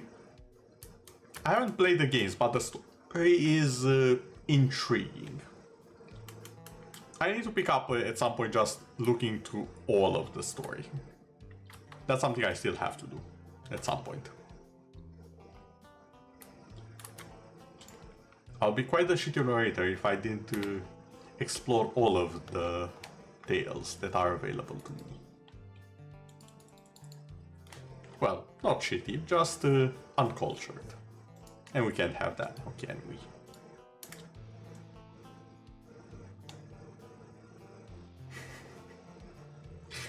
I just love how regal and pompous it looks.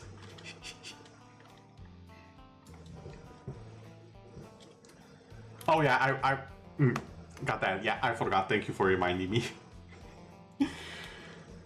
I get so trapped up and caught up with stuff at times that I forget to change things.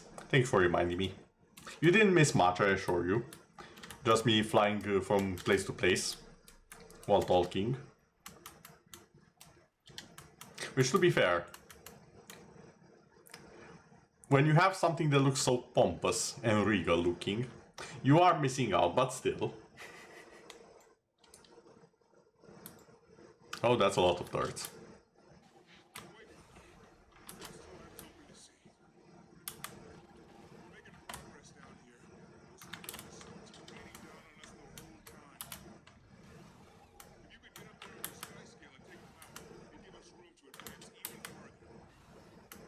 I missed. No, I did not. Okay, open up.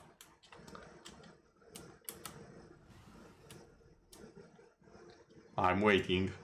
There's only so much time you can stay closed. Now, I know I could force you. But I'd rather threaten you.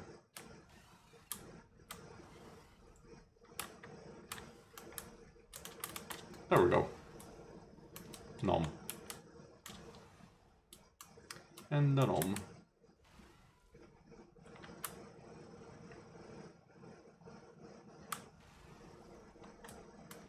Ow.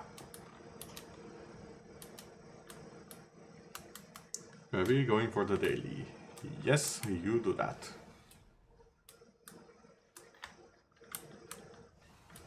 Ah. Come on. You close.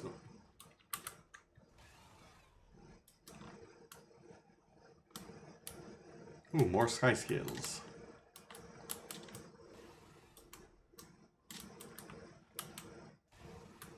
I missed. There we go.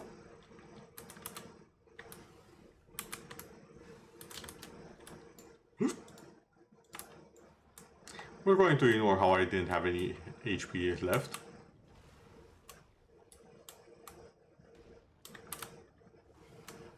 Ow.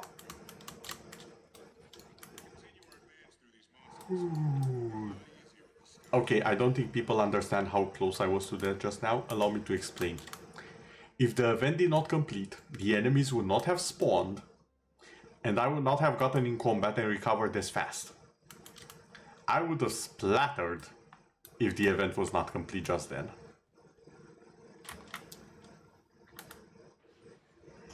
That was way closer than I expected it to be.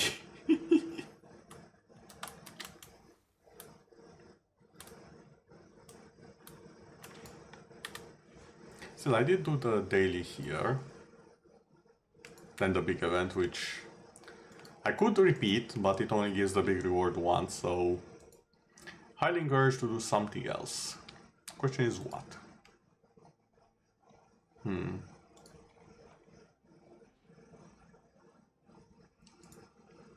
I don't have the things that I need to do in here.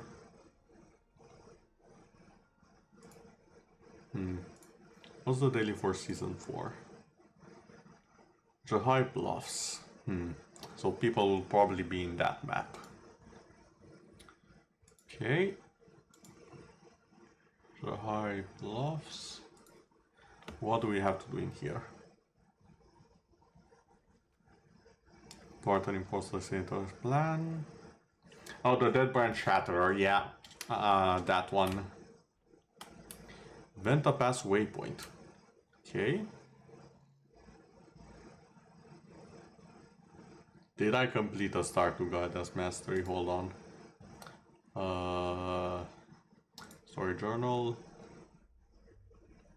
Start to Guide Us. No, I did not. Of course. Oh, it's the Joko staff one. Oh, this is going to take a while. Oh boy. I think I found what I'm doing. Not this. The High Bluffs.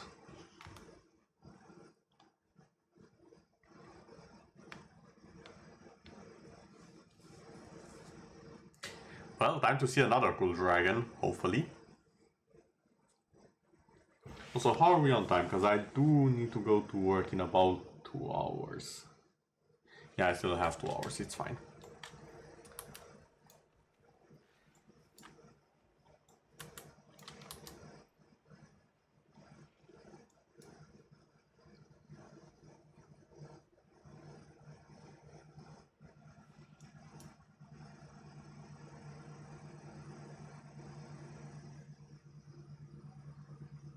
Soul's Vendetta.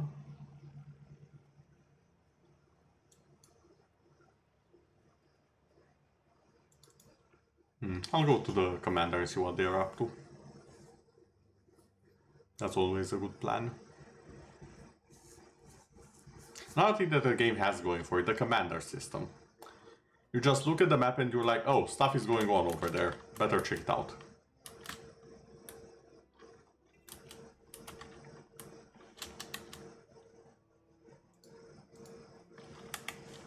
or a mentor in this case. It's such a simple system that drives players to the content.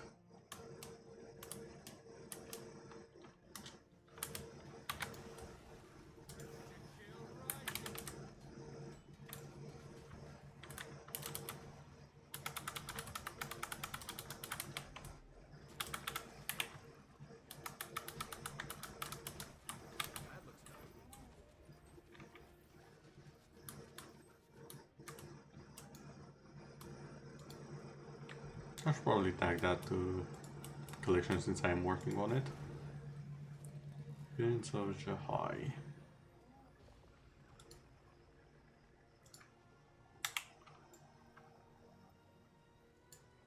That way I can just find it here, easy.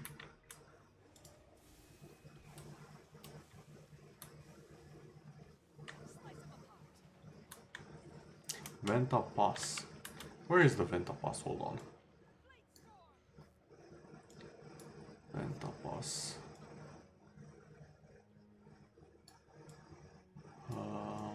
Oh, so near here I'll see Oreen. Okay, or I'll need to find Oreen near there.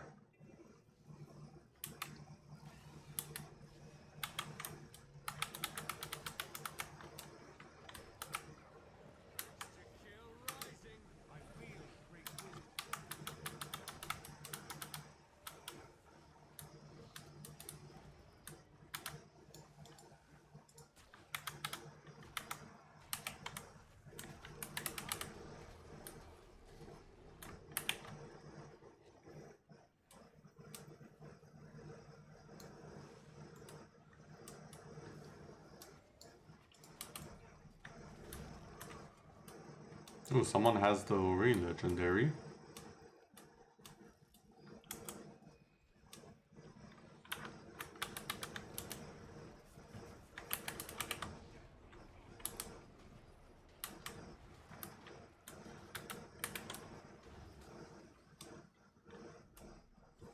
Okay, almost there.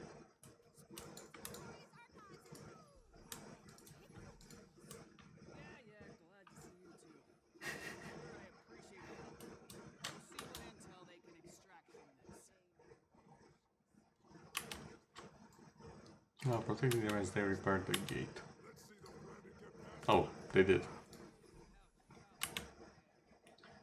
Well, if that's all done, how do I see if I can find Oreen in this area?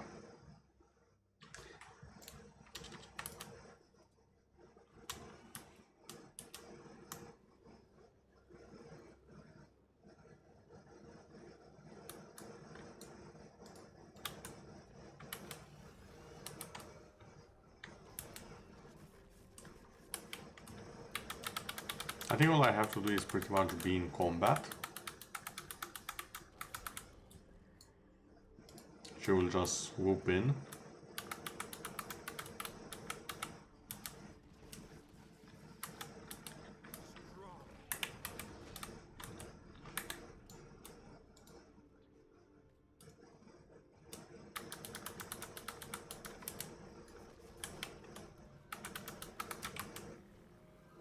No. Denied.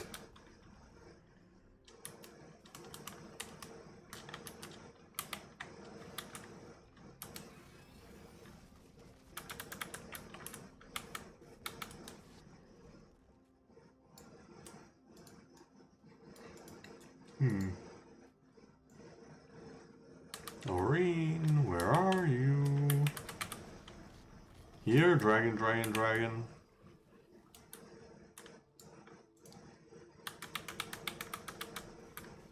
I have some fish for you. No, no fish.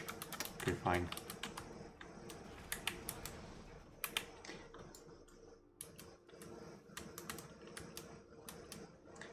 It can be a bit random, I guess.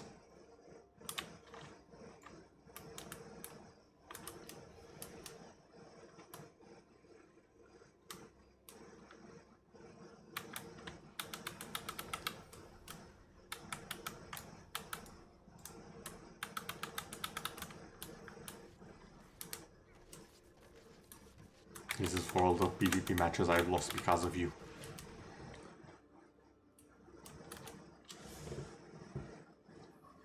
Now jokes aside. Then that one will probably randomly happen. The Dead Brand Shatter is not here. Trader. I cannot pronounce that name from somewhere. So I need to find the trader and buy that.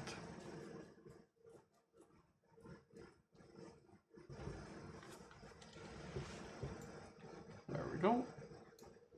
Oh, there it is. Yeah, I need this, but I can only have it after I complete the main achievement. Oh boy, also the Requiem armor. I keep forgetting I don't have this yet. I kind of want it, because, let's be honest, it looks decent.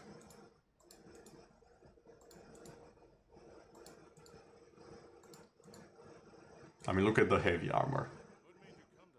It also has this nice aura to it. I think they used to live here ages ago. Had children and everything.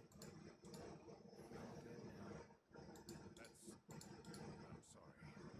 We all die. Even the light armor looks, the medium armor looks decent. I usually don't really like those.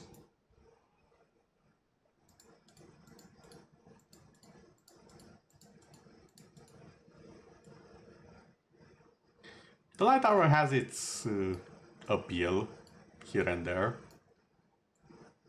I particularly like the chest piece and the shoulders, if I'm honest. Even though the shoulders are not symmetrical. Okay, and the gloves looks nice.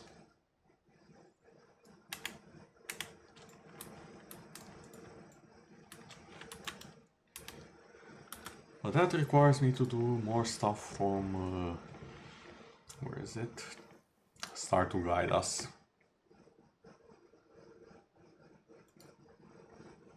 Exhibit A and memorabilia. Exhibit A is this one.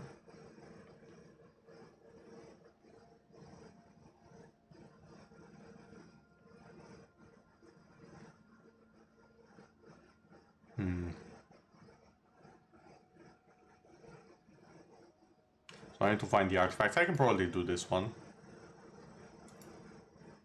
So the exhibit A is one, and the other one is memorabilia.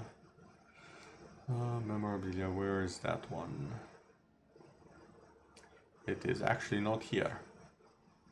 Unless it's hidden, which I know some achievements are. And that makes them a pain.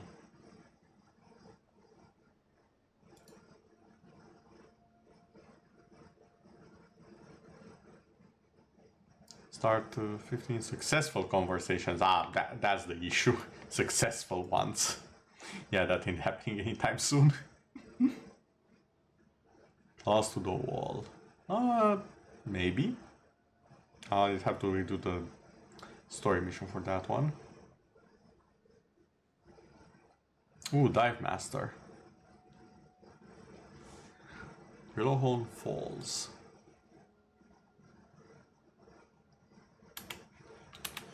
Where are these falls that you speak of? Oh, that one. Oh, right in front of me, as usual.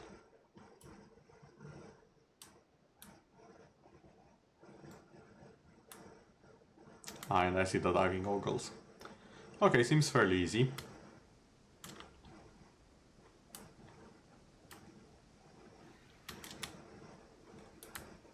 Yes, I know mods don't like water chill. Hold on, why did that look like I can go inside? Is there a secret here? No, does not look like it. Oh, come on. Well, I just have to take this and jump. Wait, I think I see where I have to jump. I have to land in there, don't I? Okay, Easy enough. Spin to win. There we go. Right in the bowl. Dive Master complete. Now I need 8 more achievements. Oh boy, oh boy.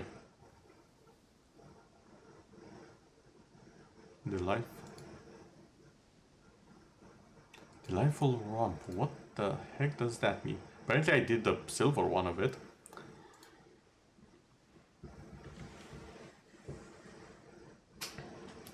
Oh yeah, I still need to do all of these.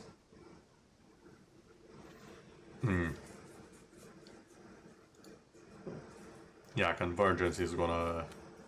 The convergence of Sar. Oh my god! Sorry for screaming, I just realized something.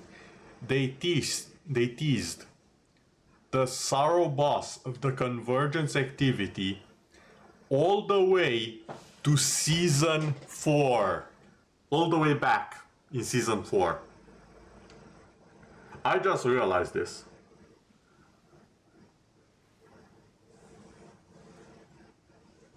Dear God.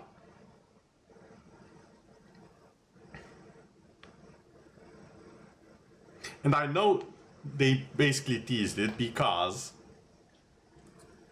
they have done stuff like this before. Like the Codicus Manor, underneath it has a place that only got used 7 years later. Everyone knew it was there because they glitched themselves into the ground to see it. No one knew why was it there in the game. And we found out why that was there in the game 7 years later. Story-wise.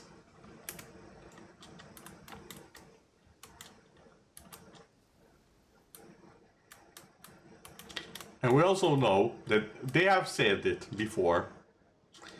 They are planning stuff at least, at minimum, 5 years in advance.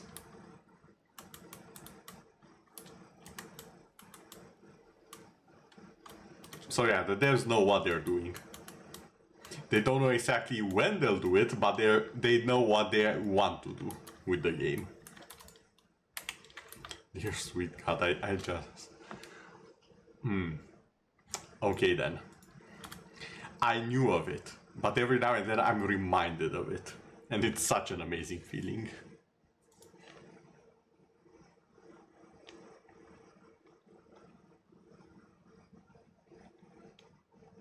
Okay, what else can we do here?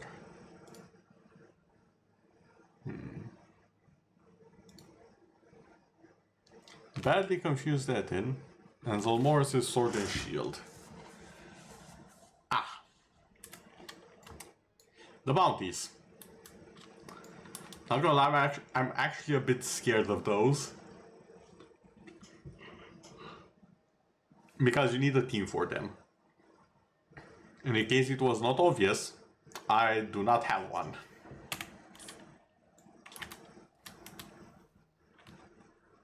Like, yeah, I could pop out the commander tag and I'll probably gather people for them.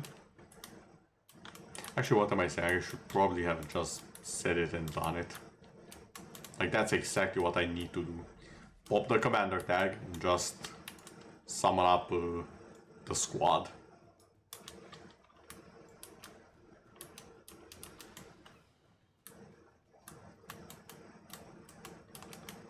Alright, maybe there are people doing it. Hold on.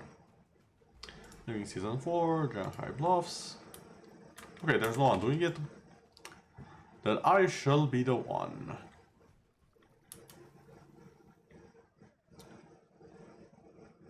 Angry Petrock.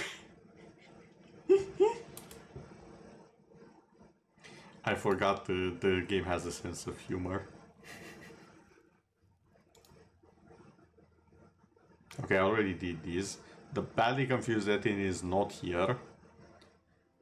And we can do Zolmorris' champion weapons.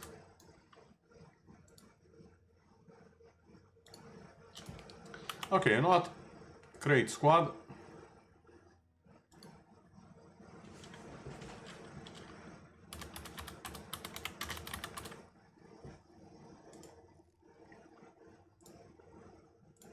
And on the map.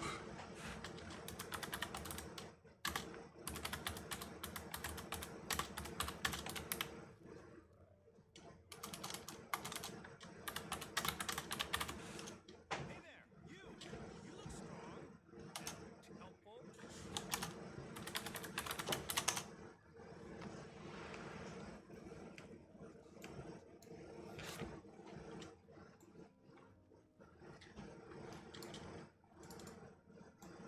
I'll just grab this one.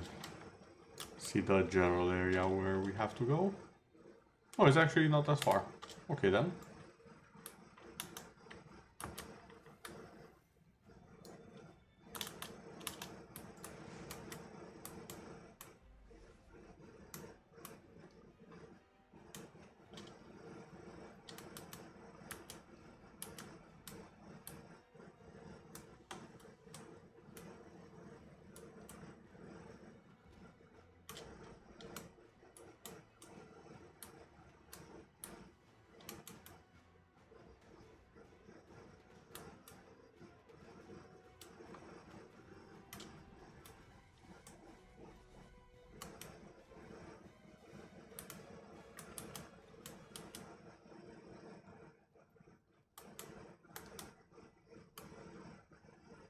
I have to be careful I don't trigger it. That's the thing with bounties, you need to be very careful you don't trigger them before the time comes. And the time comes when people have arrived.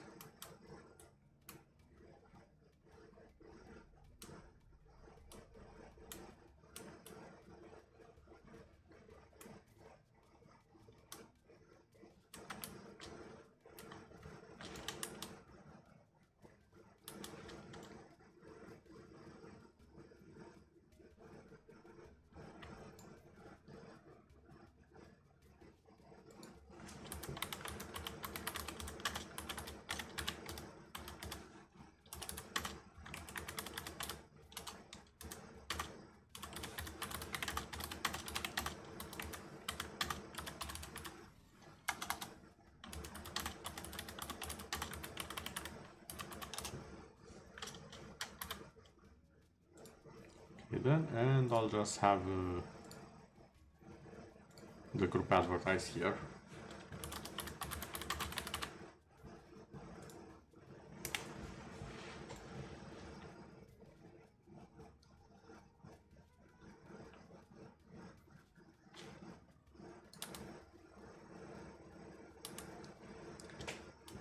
I do believe this is a legendary bounty.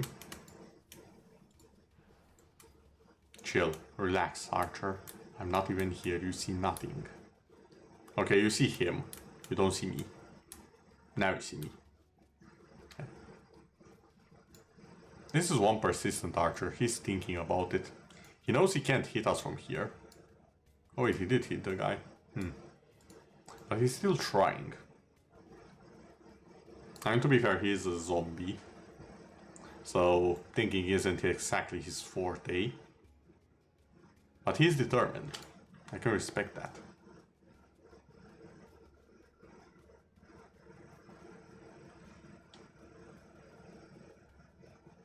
Oh, we have one more person here.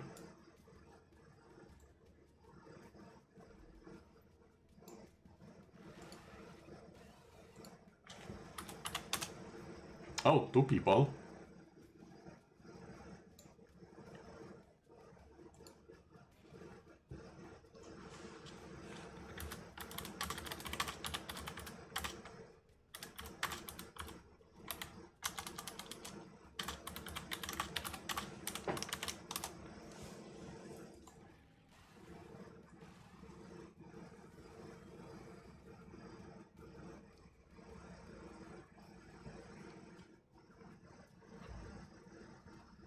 Oh, and then there were 5. Okay. Okay, just so everyone understands. I do have a friend called Tommy, also a VTuber. So this cracked me up that someone just appeared with the OK Tommy name. Your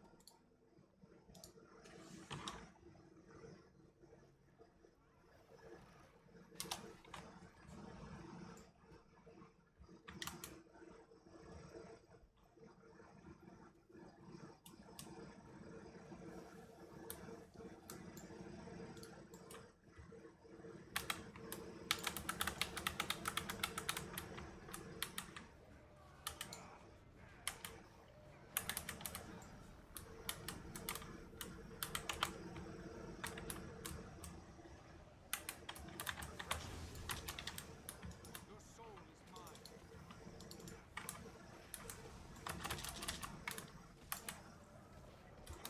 Ow.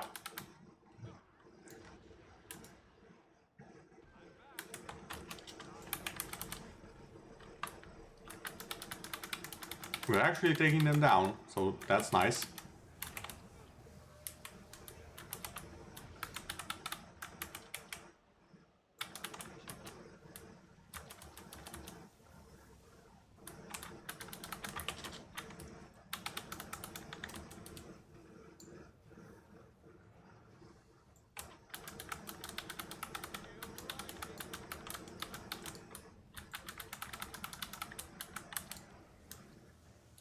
Your soul is mine. Refreshing.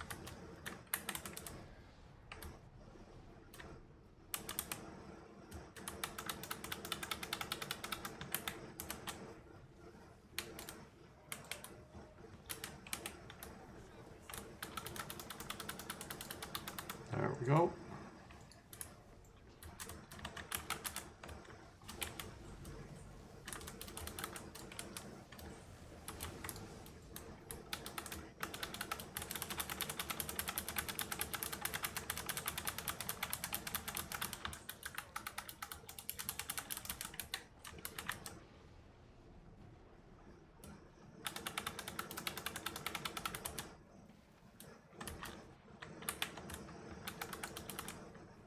Your soul is mine.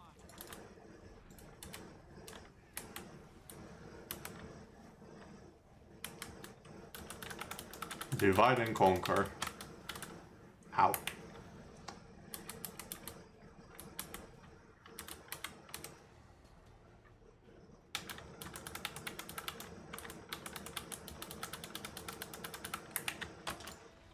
Okay. Good job.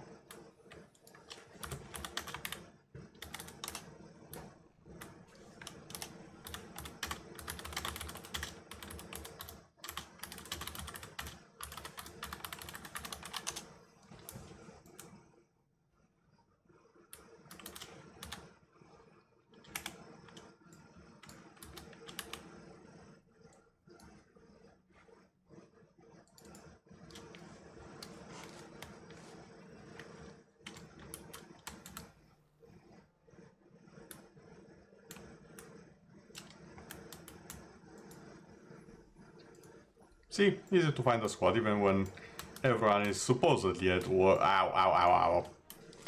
Ow. Everyone is supposedly at ow. Which is work, which, to be fair, is kind of similar. More or less the same thing, but still ow. Not appreciated.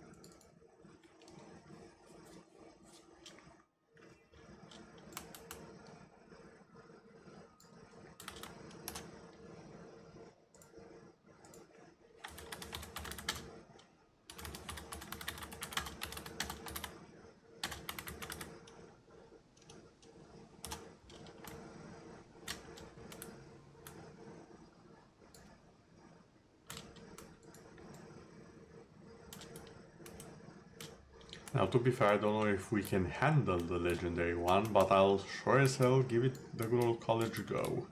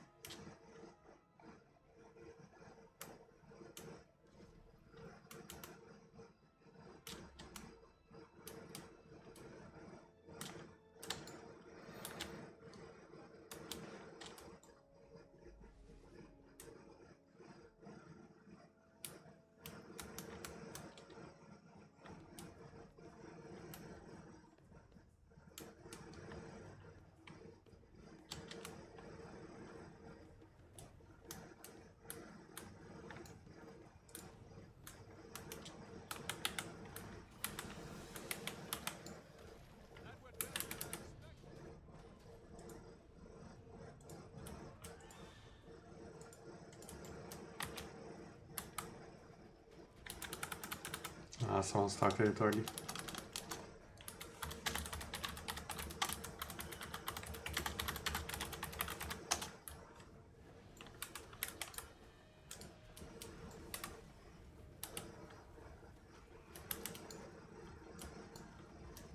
soul is mine.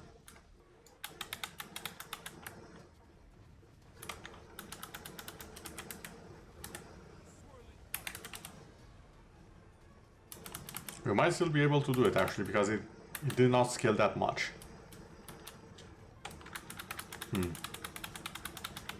My class is Necromancer, specifically Reaper.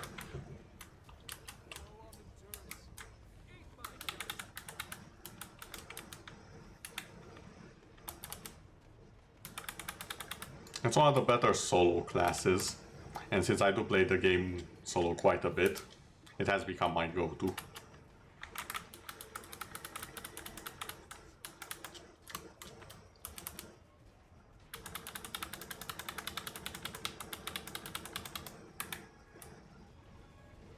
Okay, that's one down.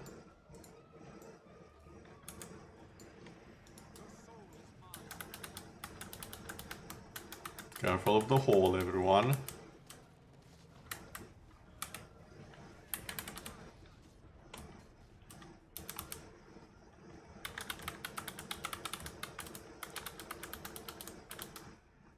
Oh no. Okay, I'm safe.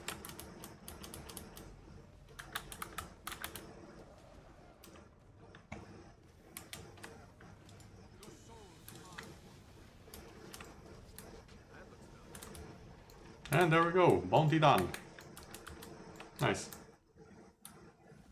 The Necromancer does have minions, I'm just not using them. Or at least not a lot of them.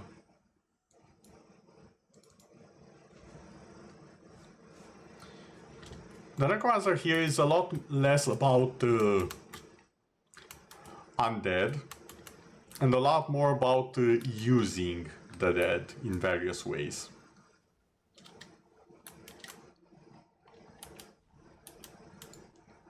I think the WoW equivalent would be more Death Knight than Necromancer. But I do have a few Necromancer skills that are fairly cool. And used quite a bit.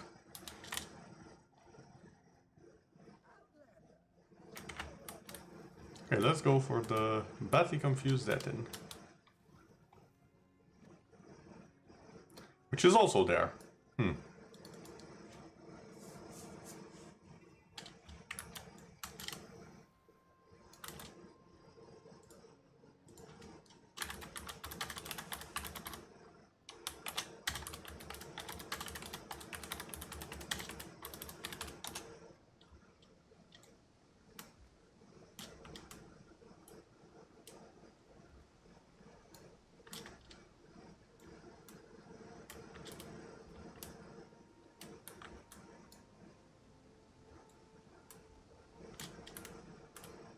Ah, I cheesed the system.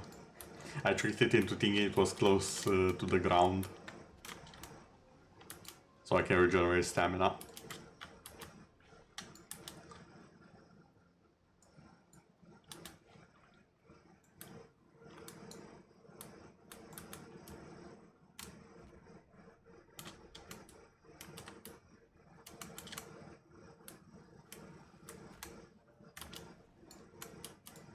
Okay, stop, that's enough. I would like to not get thrown off my dragon. Thank you very much.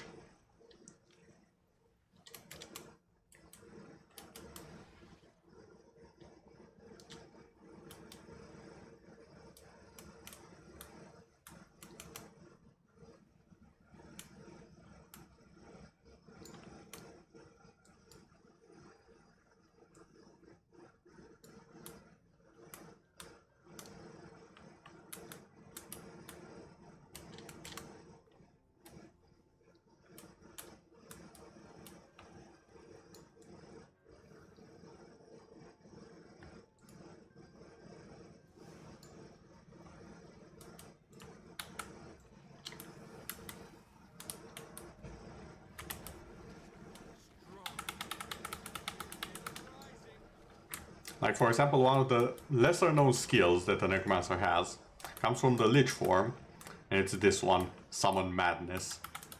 It just makes a ton of medium-sized minions that just pop up and attack stuff and explode. Now, it didn't quite do what it... Oh god, it can pick you up! I did not know that. That was fantastic. That was great. Please do it again. Sir. Mr. Etin, sir. It's my first time I see you in however many years you've existed. Please do it again. That was amazing. Oh, what? Oh, you can teleport. Oh, that's why you're the confused Etin. You teleport around and you throw enemies.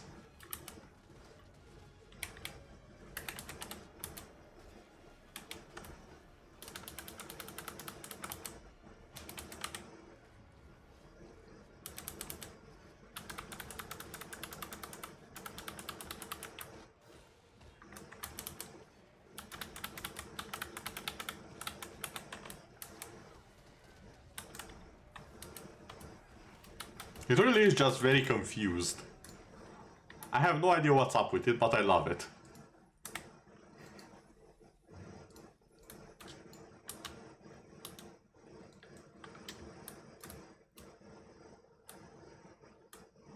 Collectible of that magic. And I believe there is one more bounty to do. So we might as well do that one.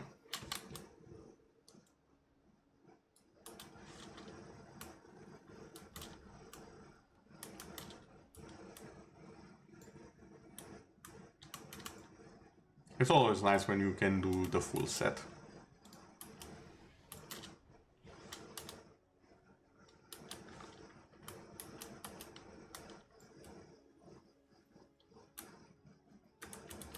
I'll just get this because it's bugging me.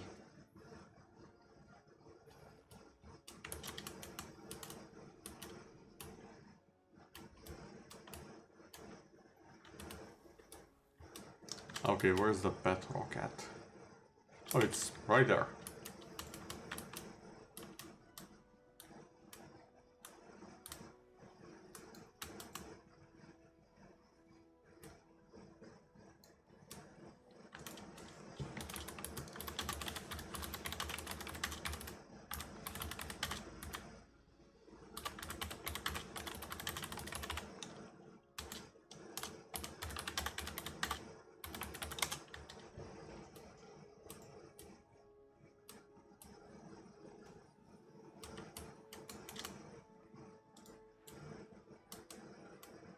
Stealth.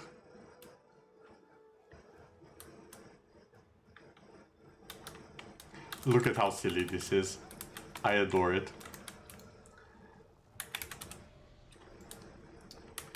I do not adore the modifiers you have. Why do you have the tiny shield? Oh god. It's rolling. Ow! Ow! Can you not? Rock, please.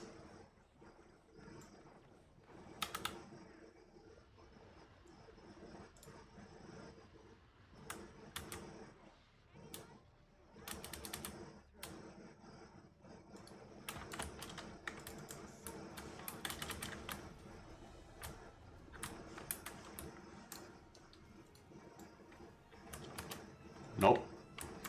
Oh. I dodged the big damage and the little one still got me. Yeah, we're gonna need some help on this one.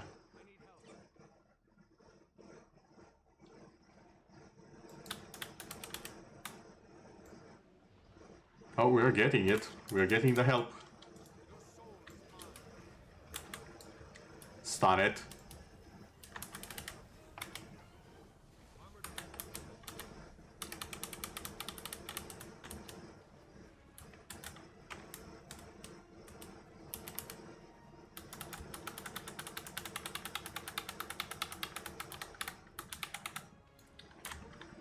Oh god, the rock. Oh no.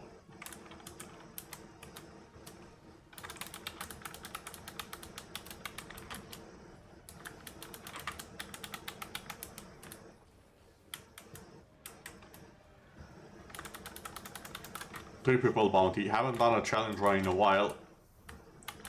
Ooh, that was close. Ow, can you not? Alright, apparently you don't really care about what you should be able to do and what you are doing. Fair enough, you are a rock, you don't have any manners, understandable. Ow.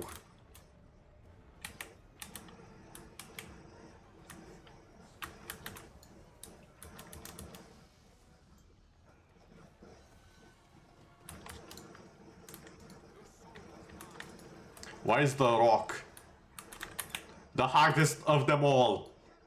It's not even a legendary, it's a champion. Why are we struggling with this? This is ridiculous.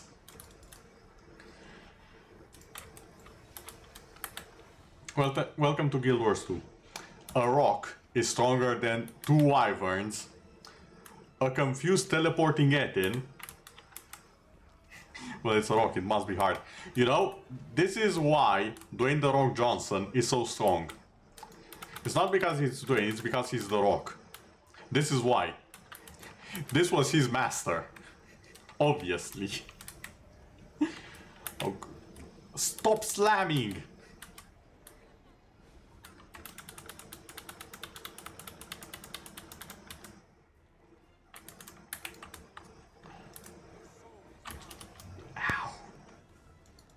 It hurts. Someone get the rock off me. Yeah, sure, no problem. Okay, we did the rock. Oh boy.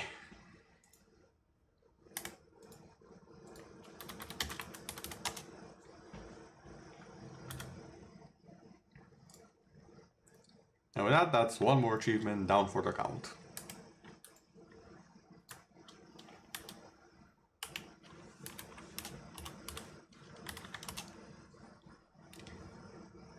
I'll be taking a bow before everyone has helped. And I shall make my exit.